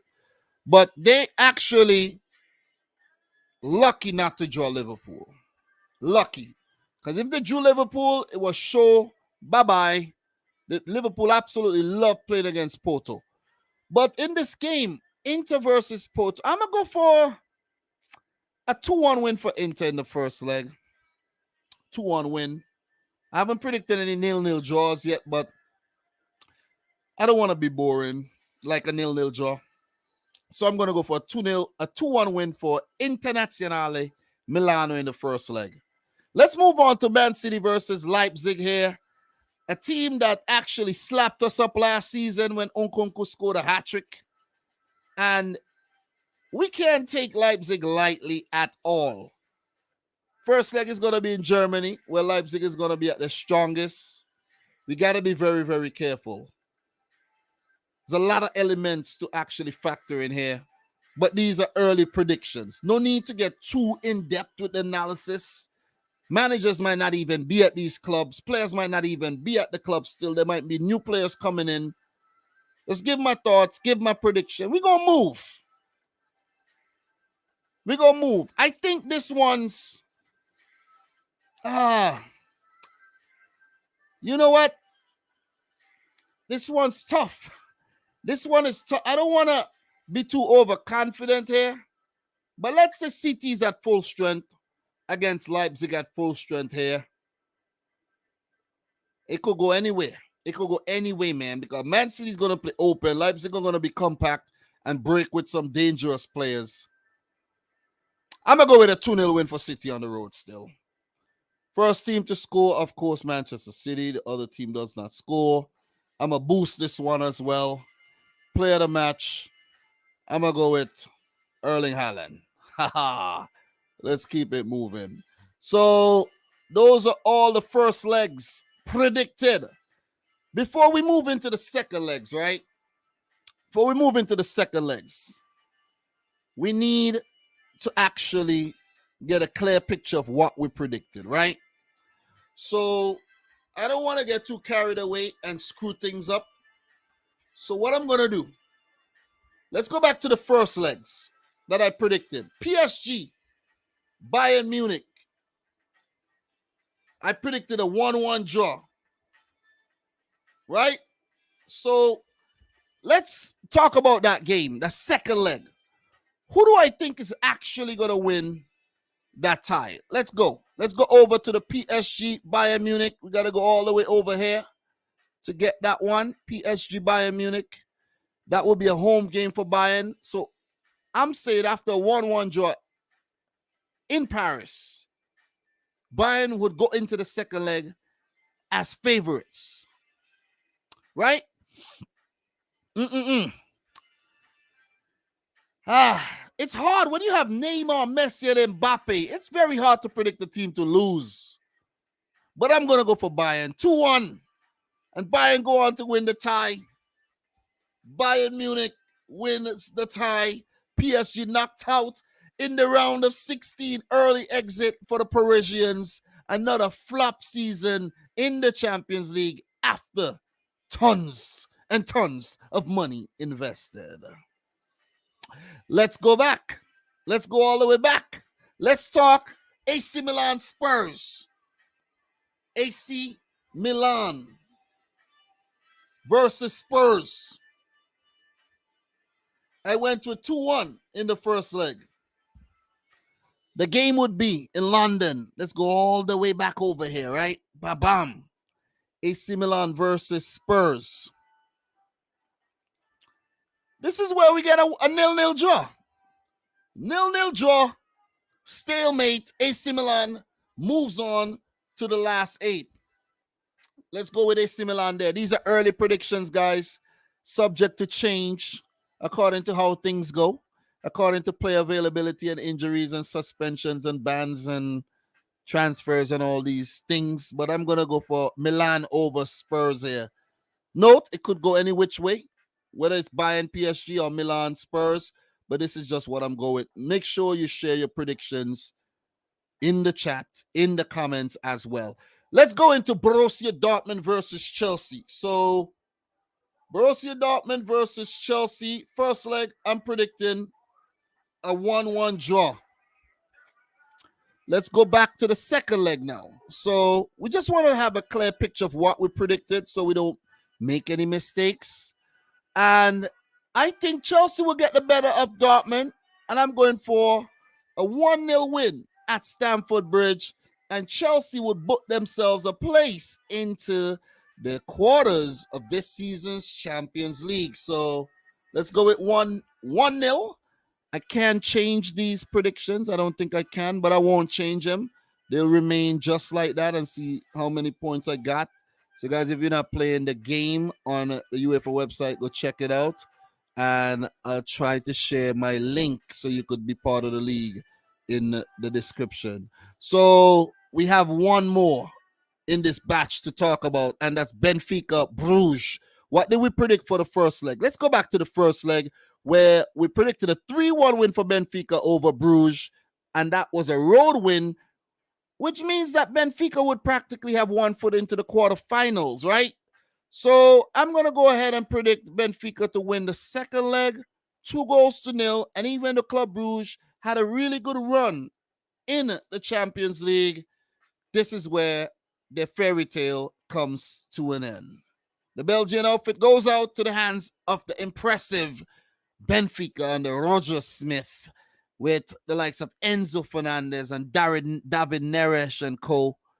doing well. So won't be picking any player of the match or anything right now because we time is of the essence. So we're done with the first four there, and let me write Benfica versus Bruges, so we could refer to some of these predictions later on when we revisit the Champions League, right?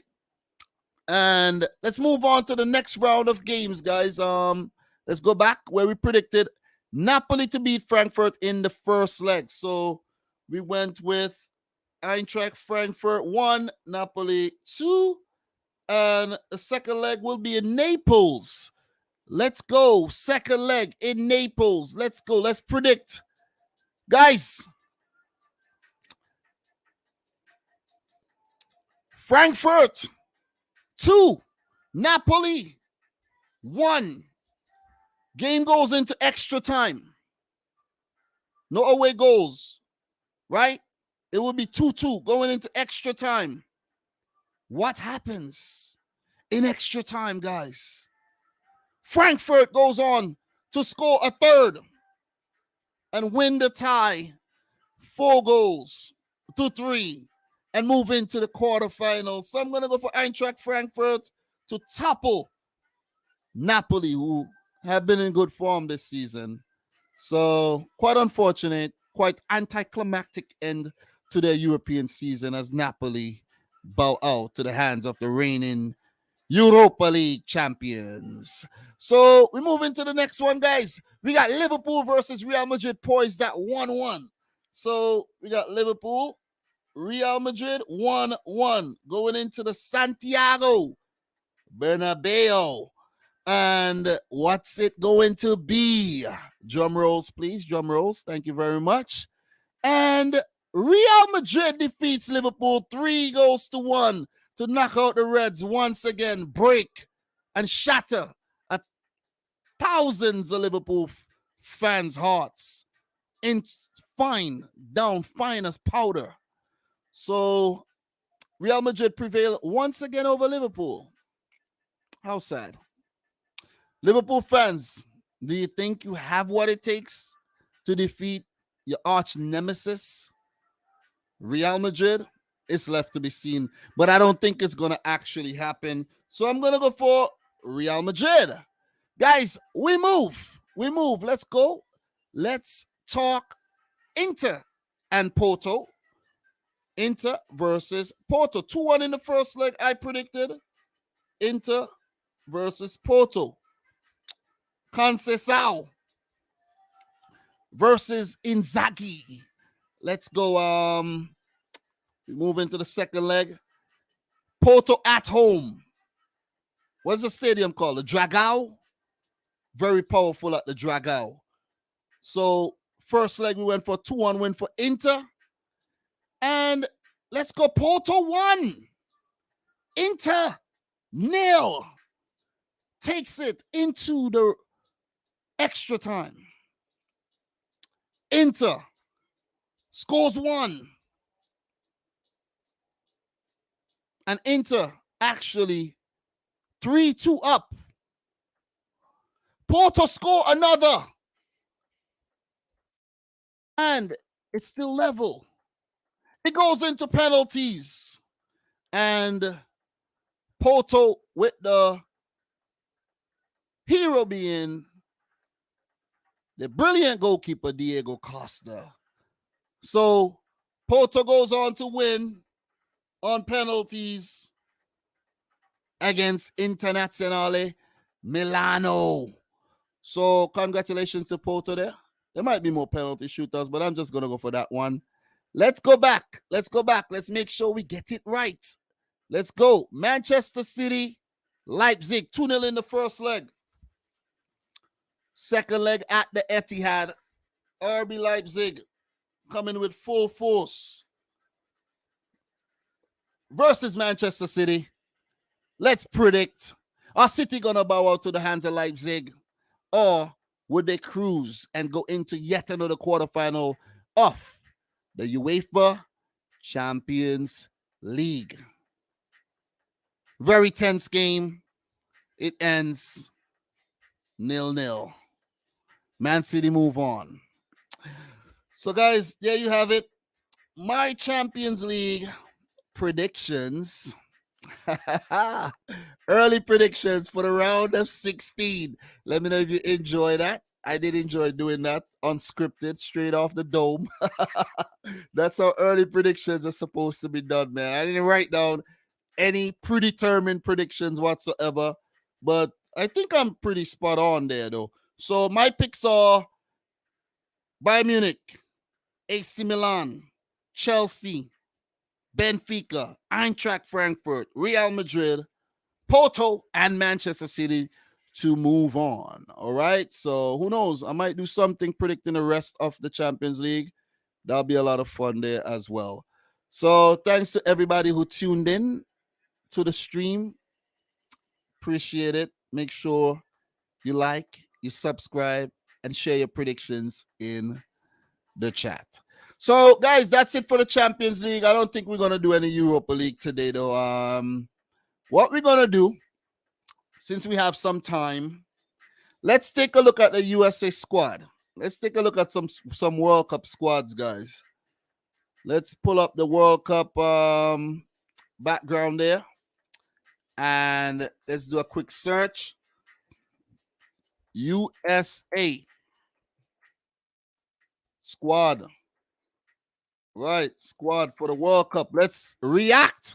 Let's see what the squad looks like. All right, Berhalter names 26-player U.S. men's national team roster for the 2022 FIFA World Cup. Brace yourselves. Let's see who made the squad. Let's accept the cookies. Let's eat the cookies. Let's eat the cookies. Some nice chocolate chip cookies there on this website. And let's take a look at the squad, right? Too bad we do not have another squad from 2018 to do a comparison. But this is the squad, though. This is the squad. This is the 26-man squad. Let me save this picture right there. Let me save the picture. And what we're going to do, we're going to just take a look at the squad and see what's going on, who's in the squad. Let's go. So Berhalter names 26-player U.S. men's national team roster for the 2022 FIFA World Cup. Youngest team to qualify for Qatar 2022 will be one of the tournament's youngest squads, as 25 players aim to make the World Cup debut.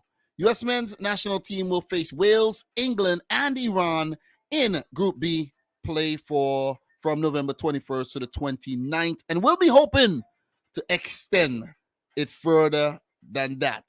So this is the squad, guys. Let's take a look at the squad.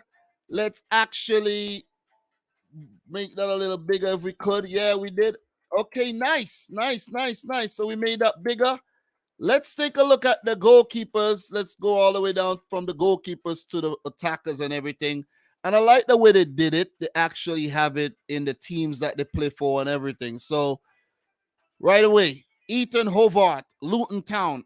I'm actually surprised that Ethan Hobart made the squad. I thought about him and I was thinking, he ain't going to make the squad. Stefan is going to make the squad. So, nah, it's Ethan Hobart. And they actually have his stats. Eight matches for the USA. He's from Highlands Ranch, Colorado. And then there's Sean Johnson from New York City FC. 10 games for the USA. Liburn, Georgia. I guess he's representing and not Zach Steffen. You get the point, right? And there's Matt Turner of Arsenal. He's Arsenal's backup goalkeeper. And I think he's going to be the number one goalkeeper for the USA at the World Cup. As a matter of fact, I don't even know. He's played 20 times for the men's national team. He's from Park Ridge, New Jersey. Then we go into the defenders. Well, look, notable absentee, Zach Steffen, still owned by Manchester City, on loan at Middlesbrough the last time I checked. And I'm not surprised he actually missed out on the squad. His confidence hit rock bottom when he let that goal, a couple goals in for City in one of them cups last season. Very forgetful performance. I'll never forget it, but it's very forgetful. Defenders, Cameron Carter-Vickers of Celtic, over in Scotland, 11 caps, Southend-on-Sea, England. He's actually from England, but he has U.S. lineage, so he plays for the U.S. Then there's Serginho Dest, plays for AC Milan in Italy, 19 caps, 2 goals, from Almere, Netherlands. So he's a Dutchman. I think he's still owned by Barcelona, on loan at AC Milan. Yeah, his the first two names, Carter Vickers, provide some coverage at center back, and Serginho Dest, very versatile, could play at left back, right back, very, very skillful, and has an eye for goal as well. Aaron Long, New York Red Bulls, 29 caps, 3 goals. Oak Hills, California. He's been a mainstay for Greg Berhalter for some time, so definitely expected to see him in the team. Shaq Moore, he's done well in the few opportunities that he's got. Nashville SC, 15 caps, 1 goal. He's from Powder Springs, Georgia. Tim Ream, he's been doing very well for Fulham. I think Tim Ream actually got back into the team. He was out of favor for some time, if I can recall, but he actually got back into the team on the strength of those performances for FC Fulham. 46 caps, 1 goal from St. Louis, Missouri. So give it up to Tim Ream in very good form. Anthony Robinson, also of Fulham, 29 caps. Actually scored twice. He's one of the other Englishmen who plays for the USA. Got Joe Scally from Borussia Mönchengladbach, 3 caps from Lake Grove, New York. He actually scored a couple goals last season for Gladbach, and I could see why he's in the squad, but maybe questionable. Maybe. I think he scored some. I might be wrong in the goal scoring thing, but I don't know too much about the player. I'm gonna keep it real. DeAndre Yedlin, formerly of Newcastle, went to Besiktas, but now at Inter Miami. 75 caps. He's one of the veterans. I think he's been around since 2014. I think he was at the 2014 World Cup. He's from Seattle, Washington. There's also Walker Zimmerman from Nashville SC. 33 caps from Lawrenceville, Georgia. So that's what the defense looks like. And it's most likely going to be Dest, Robinson, and maybe you'll have let me see at the back. It's hard to say who's going to be in the back though. But notable absentee, Chris Richards. I think it's because of injury. Chris Richards is injured. And then there's another player. What's his name, man? He was not called up. Is he injured? What's his name, man? Guys, could you put a what's there's an other defender. The name can't come to me right now. Can't remember his name at the moment, but damn. Why is his name not coming to me, man? He's pretty good. He's pretty good too. Just trying to bring the name back, but he's one of the notable absentees as well. He was heavily involved in the World Cup qualifiers, and I'm gonna see if I get the name. I can't remember the name at all. You know, Reggie Cannon is another name that wasn't called up, and I'm not 100% sure if these players are injured or not. That's the thing. But the player that I'm looking for, the name that I'm looking for is actually Miles Robinson. Miles Robinson. Is he injured? That's the thing. Because he's not in this team. Yeah, he's injured. Yeah, he's injured. Yeah, I just looked it up. He's actually injured. So there's actually an article that says players who would miss the team because of injury. And there's Miles Robinson on the list. There's Luca De La Torre. And there's Chris Richards. So those are the players. There's a few players with some niggles as well. Weston McKennie, Matt Turner, Dest as well. You know, so okay, I'm pretty spot on with that. So Miles Robinson misses the team because of injury. Because I was like, how is he not in the team? So maybe a guy like maybe Joe Scally got in because of that. But guys like John Anthony Brooks, he missed out. And there's a few other names that miss out, of course, and we're not going to get too deep into that. But midfielders, Brendan Aronson of Leeds United, 24 caps, 6 goals from Medford, New Jersey. Definitely should be part of the team. Kellen Acosta. I'm actually going to make this point right now. The U.S. men's national team looks a lot better when Kellen Acosta is in the team than when he's not. But Greg Berhalter might prefer someone else because there's a lot of options there, and he has his favorites. So he's playing for LAFC, 52 caps, 2 goals from Plano, Texas. Tyler Adams, the Bulldog in the middle, Leeds United, 32 caps, 1 goal from Wappingers Falls, New York. I don't even know if I'm saying that place names correctly. Luca De La Torre, he's in the squad. 12 caps from San Diego, California. He's at Celta Vigo. Then there's Weston McKennie of Juventus, 37 caps, 9 goals from Little Elm, Texas. Yunus Musa, I like Yunus Musa from Valencia, 19 caps. He's from London, England, another Englishman in the team. Christian Roldan is a player that Greg Berhalter absolutely loves. He's from Seattle. He plays in Seattle Sounders for some time, 32 caps from Pico Rivera, California. So there's a few notable absentees in the midfield too, but you know, players who are like their names are like eluding me at the moment. Very, very much so. But pretty much, you know, the expected names I have to say. But let me see if they put in different. James Sands miss out.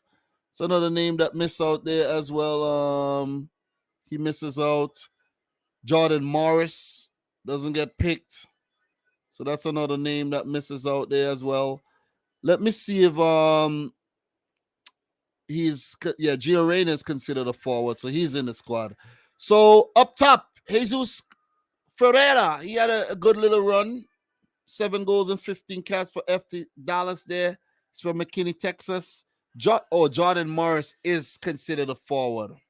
Damn. Pretty sure he plays mostly in the midfield, though.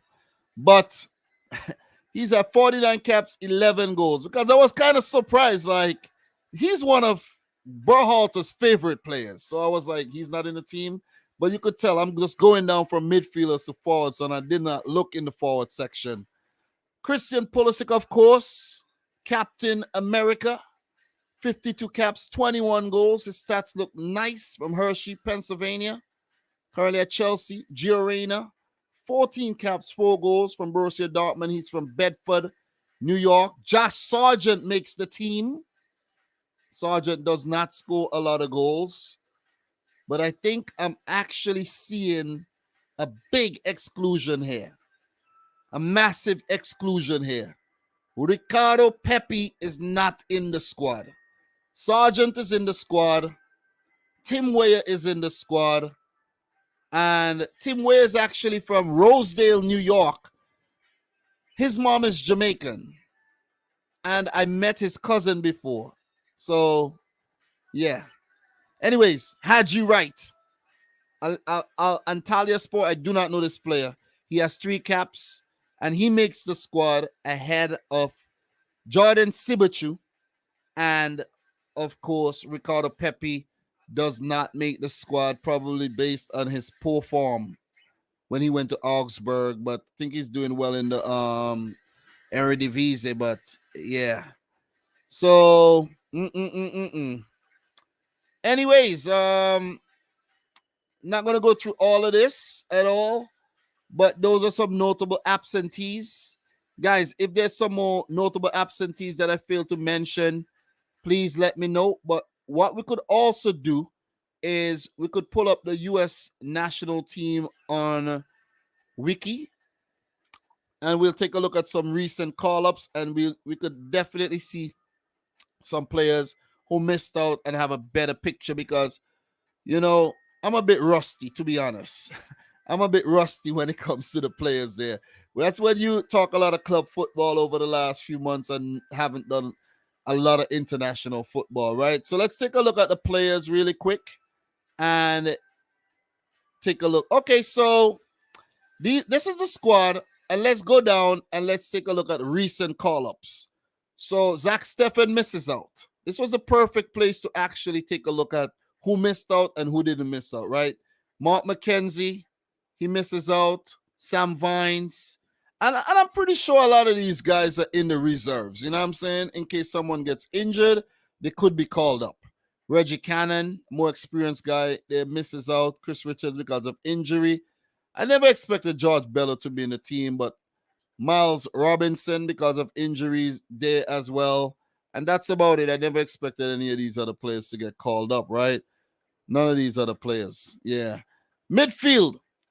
Malik Tillman, not really. Anybody else? Gianluca Busio is definitely a player I think could have been in that team. I think he could have definitely made the World Cup squad. So he's unlucky to miss out. Sebastian Leggett is indeed very unlucky to miss out, to put a bit of experience, age into the team there, but he didn't get picked. Jackson Yule is another name. James Sands is another name that missed out. Caden Clark and these guys now. Paul Ariola indeed missed out. He missed out. Ricardo Pepi, as I mentioned. Jordan Pifak. How did I actually not mention Giassi Zardes? I'm not really up to speed with their form in the MLS. I'm not a big MLS guy. But Zardes. Some of these guys deserve the pick, but who you would have left out? You see what I mean? I think Zardes deserved. I like Zardes, and I think he's definitely received a short end of the stick on many occasions. But you could understand why Greg Berhalter isn't going with him, because you might actually go with Zardes and then get criticized when he misses some chances, and then the US will get knocked out because of that, and then he's on the fire. Zardes is on the fire, right? So unlucky to miss out, but he's 31 these days. He's going with a younger team. If you go up and you see the squad and the ages, the oldest player in the squad is probably Jordan Morris at 28 years old. You see, there's a couple 27 years old players there. Yeah, a couple 29-year-olds in the defense, but nothing over 30. So he's probably, Greg Berhalter probably said, nothing over 30, okay? Just want to let you guys know. So if you're 30, don't expect to be in the squad. Pretty much. So there you have it, guys. The U.S. men's national team squad reaction. Is there anything else we could actually do right now? We've been live for 2 hours. We did the Carabao Cup, we did the Premier League, we did the Champions League round of 16 predictions, and we reacted to the U.S. men's national team roster as well. So I think we've done a lot today. There's been a couple more squads that dropped, but I don't want to do that right now. I'm gonna take some. It's already 7 o'clock, so I'm gonna take some time. I'm gonna actually edit the video that I'm gonna drop on the World Cup, and definitely maybe I go live again tomorrow. All right. So I think I did enough. 2 hours is more than enough. Oh, France squad dropped today? Yeah, I'll do that another time.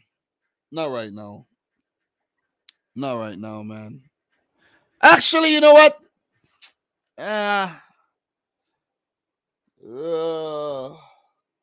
yeah. You know what? Let's take a look at the French squad. Let's take a look at it.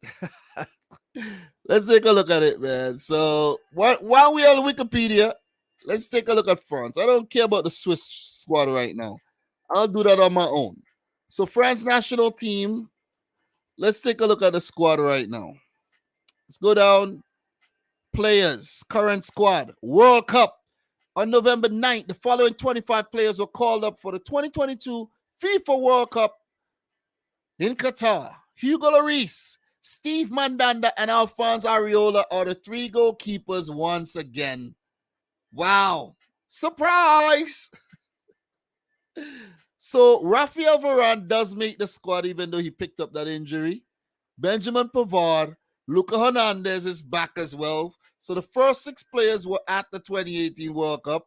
Presnel Kimpembe makes the squad again. New man comes in, Jules Koundé. All right, I expected that. Theo Hernandez makes the squad. Big up to him. Him and his brother Luca will be at the World Cup.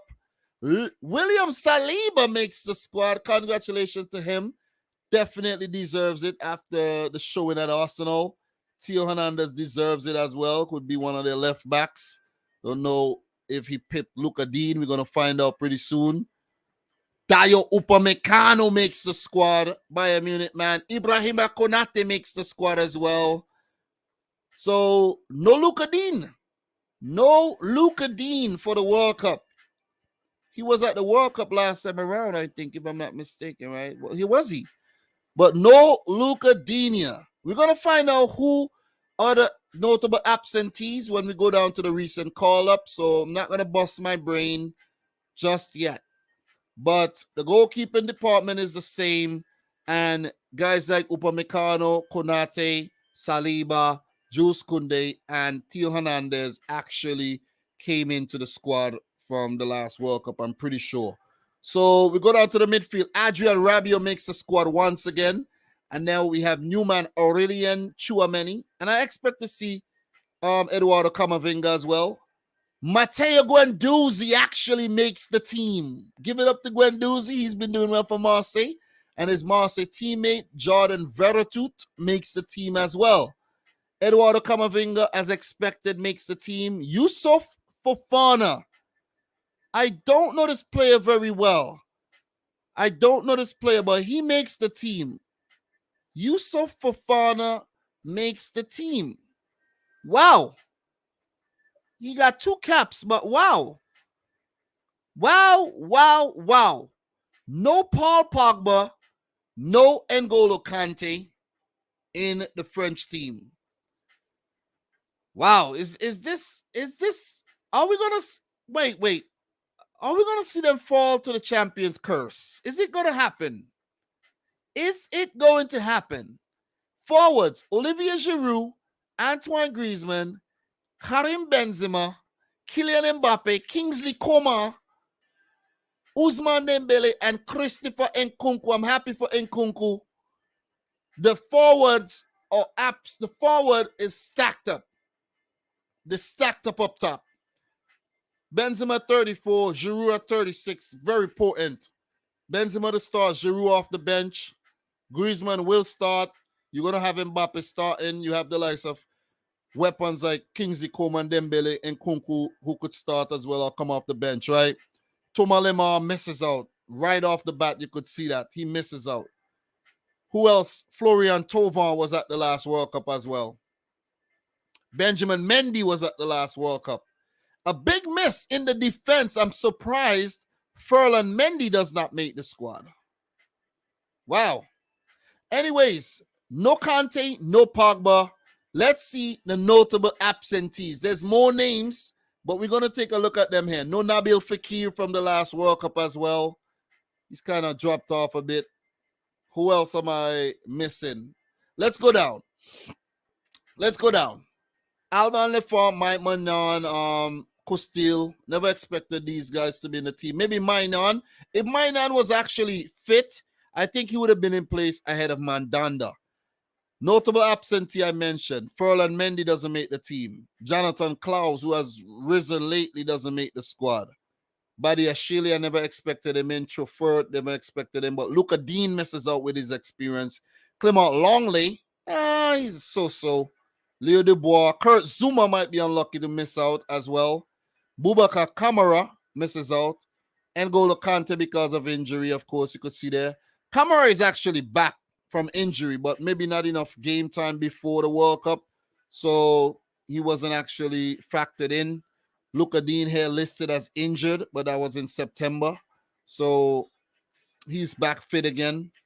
Kolo Muani, new man, 23, doesn't get a pick, but just recently made his debut. Wissam Ben Yedda doesn't make the squad. Can't remember if he was at the World Cup in 2018 or not. Moussa Diaby, unlucky to miss out. And I'm pretty sure there's some other names, guys like CDB went to the World Cup in 2018, I think, if I'm not mistaken. Let's take a look at the 2018 World Cup squad for France, and then we could actually look at some of the names who did not make the cut once again. So let's go back and FIFA World Cup. Let me see. Let's just go back and we're going to talk 2018 squad just briefly because they are the holders. And we got to put some respect on the holders, right? Sorry to scroll all the way back up here like this, but let's find the 2018 World Cup. Let's go. 2018 World Cup. And let's get the squads. Bam, bam, bam. Let me see. Where's the squads at, man? Squads. Let's get the squads right here. World Cup squads. Let's find France. The French squad right here. Guys, as I mentioned, Pavard, Lloris, Kimpembe, Varane, Umtiti, he has fallen off big time. So I'm not surprised that he's not in the team. Pogba misses out through injury. Griezmann is back. Lemar, he's fallen off big time too. But Giroud, Mbappe, Ousmane Dembele is back. Corentin Tolisso, he's fallen off big time as well. Blaise Matuidi, where is he these days? He's retired. He's in the MLS the last time I checked. Probably retired. But that's understandable. N'Golo Kante, injury, of course. Steven Nzonzi still plays. Still does play. But definitely didn't expect him to make the squad again. Adil Rami, never expected him to make the squad. I think he's retired. Steve Mandanda, surprise. He's back in the team. Nabil Fekir, Djibril Sidibé, Florian Thauvin. I mentioned these guys. I mentioned Mendy. And I mentioned most of the guys who was in the squad and missed out this time around. But Luca Hernandez makes it back along with his brother, Theo. If there's any player you think should have made the French squad or not in the squad, please let me know. So, yeah, man. BX Gunner saying Mandanda has been in that squad my whole adult life. Ha ha ha. Yeah, Mandanda, he's lucky. And the thing is, he even played a game in 2018, as I could recall. He was given a game. I think he was given like a substitute appearance or something, as France had already qualified. I might be wrong. But that's my reaction to the French national team squad for the 2022 World Cup. Guys, let me know what you think they're going to do. Do you think they're going to fall victim to the champions curse? Or would they have smooth sailing into the knockouts and go on to win the whole damn thing once again? So there you have it, guys. We're going to take a look at some more squads as we go live tomorrow, and we try to go live more often as the World Cup is coming up. But that's it for me today. I do appreciate everybody who came in. I didn't really plan to do a stream today. I gotta be real. So I do appreciate the little support that I got with those people who came into the stream today, man. So guys, thanks again. Do appreciate it. I know there's some probably some international games coming up that I'm friendlies and things that I'm not really aware of, but we'll really catch up and get abreast to these things that's going on right now. So guys, thanks again for tuning in. Like the video if you haven't yet done so. If you watch a replay and you enjoy the stream, make sure you smash the thumbs up button. I plan to clip some of these to put out, so for those who want to watch some more compact videos, you get a chance to do that. We'll react to the England squad tomorrow, all right? But there's a lot of work to do. I got to edit Group E of my World Cup predictions, and I have to continue working on Group F, all right? So Group F will drop tomorrow, and on the weekend, I'll drop Group G and H and call it a day. And then maybe next week we'll do a marathon stream of some sort of the predictions and go deeper into the teams and all of that good stuff. But look, I had fun. I hope you did too. From your boy Dom. Until next time, peace out. Rich Squad. Peace.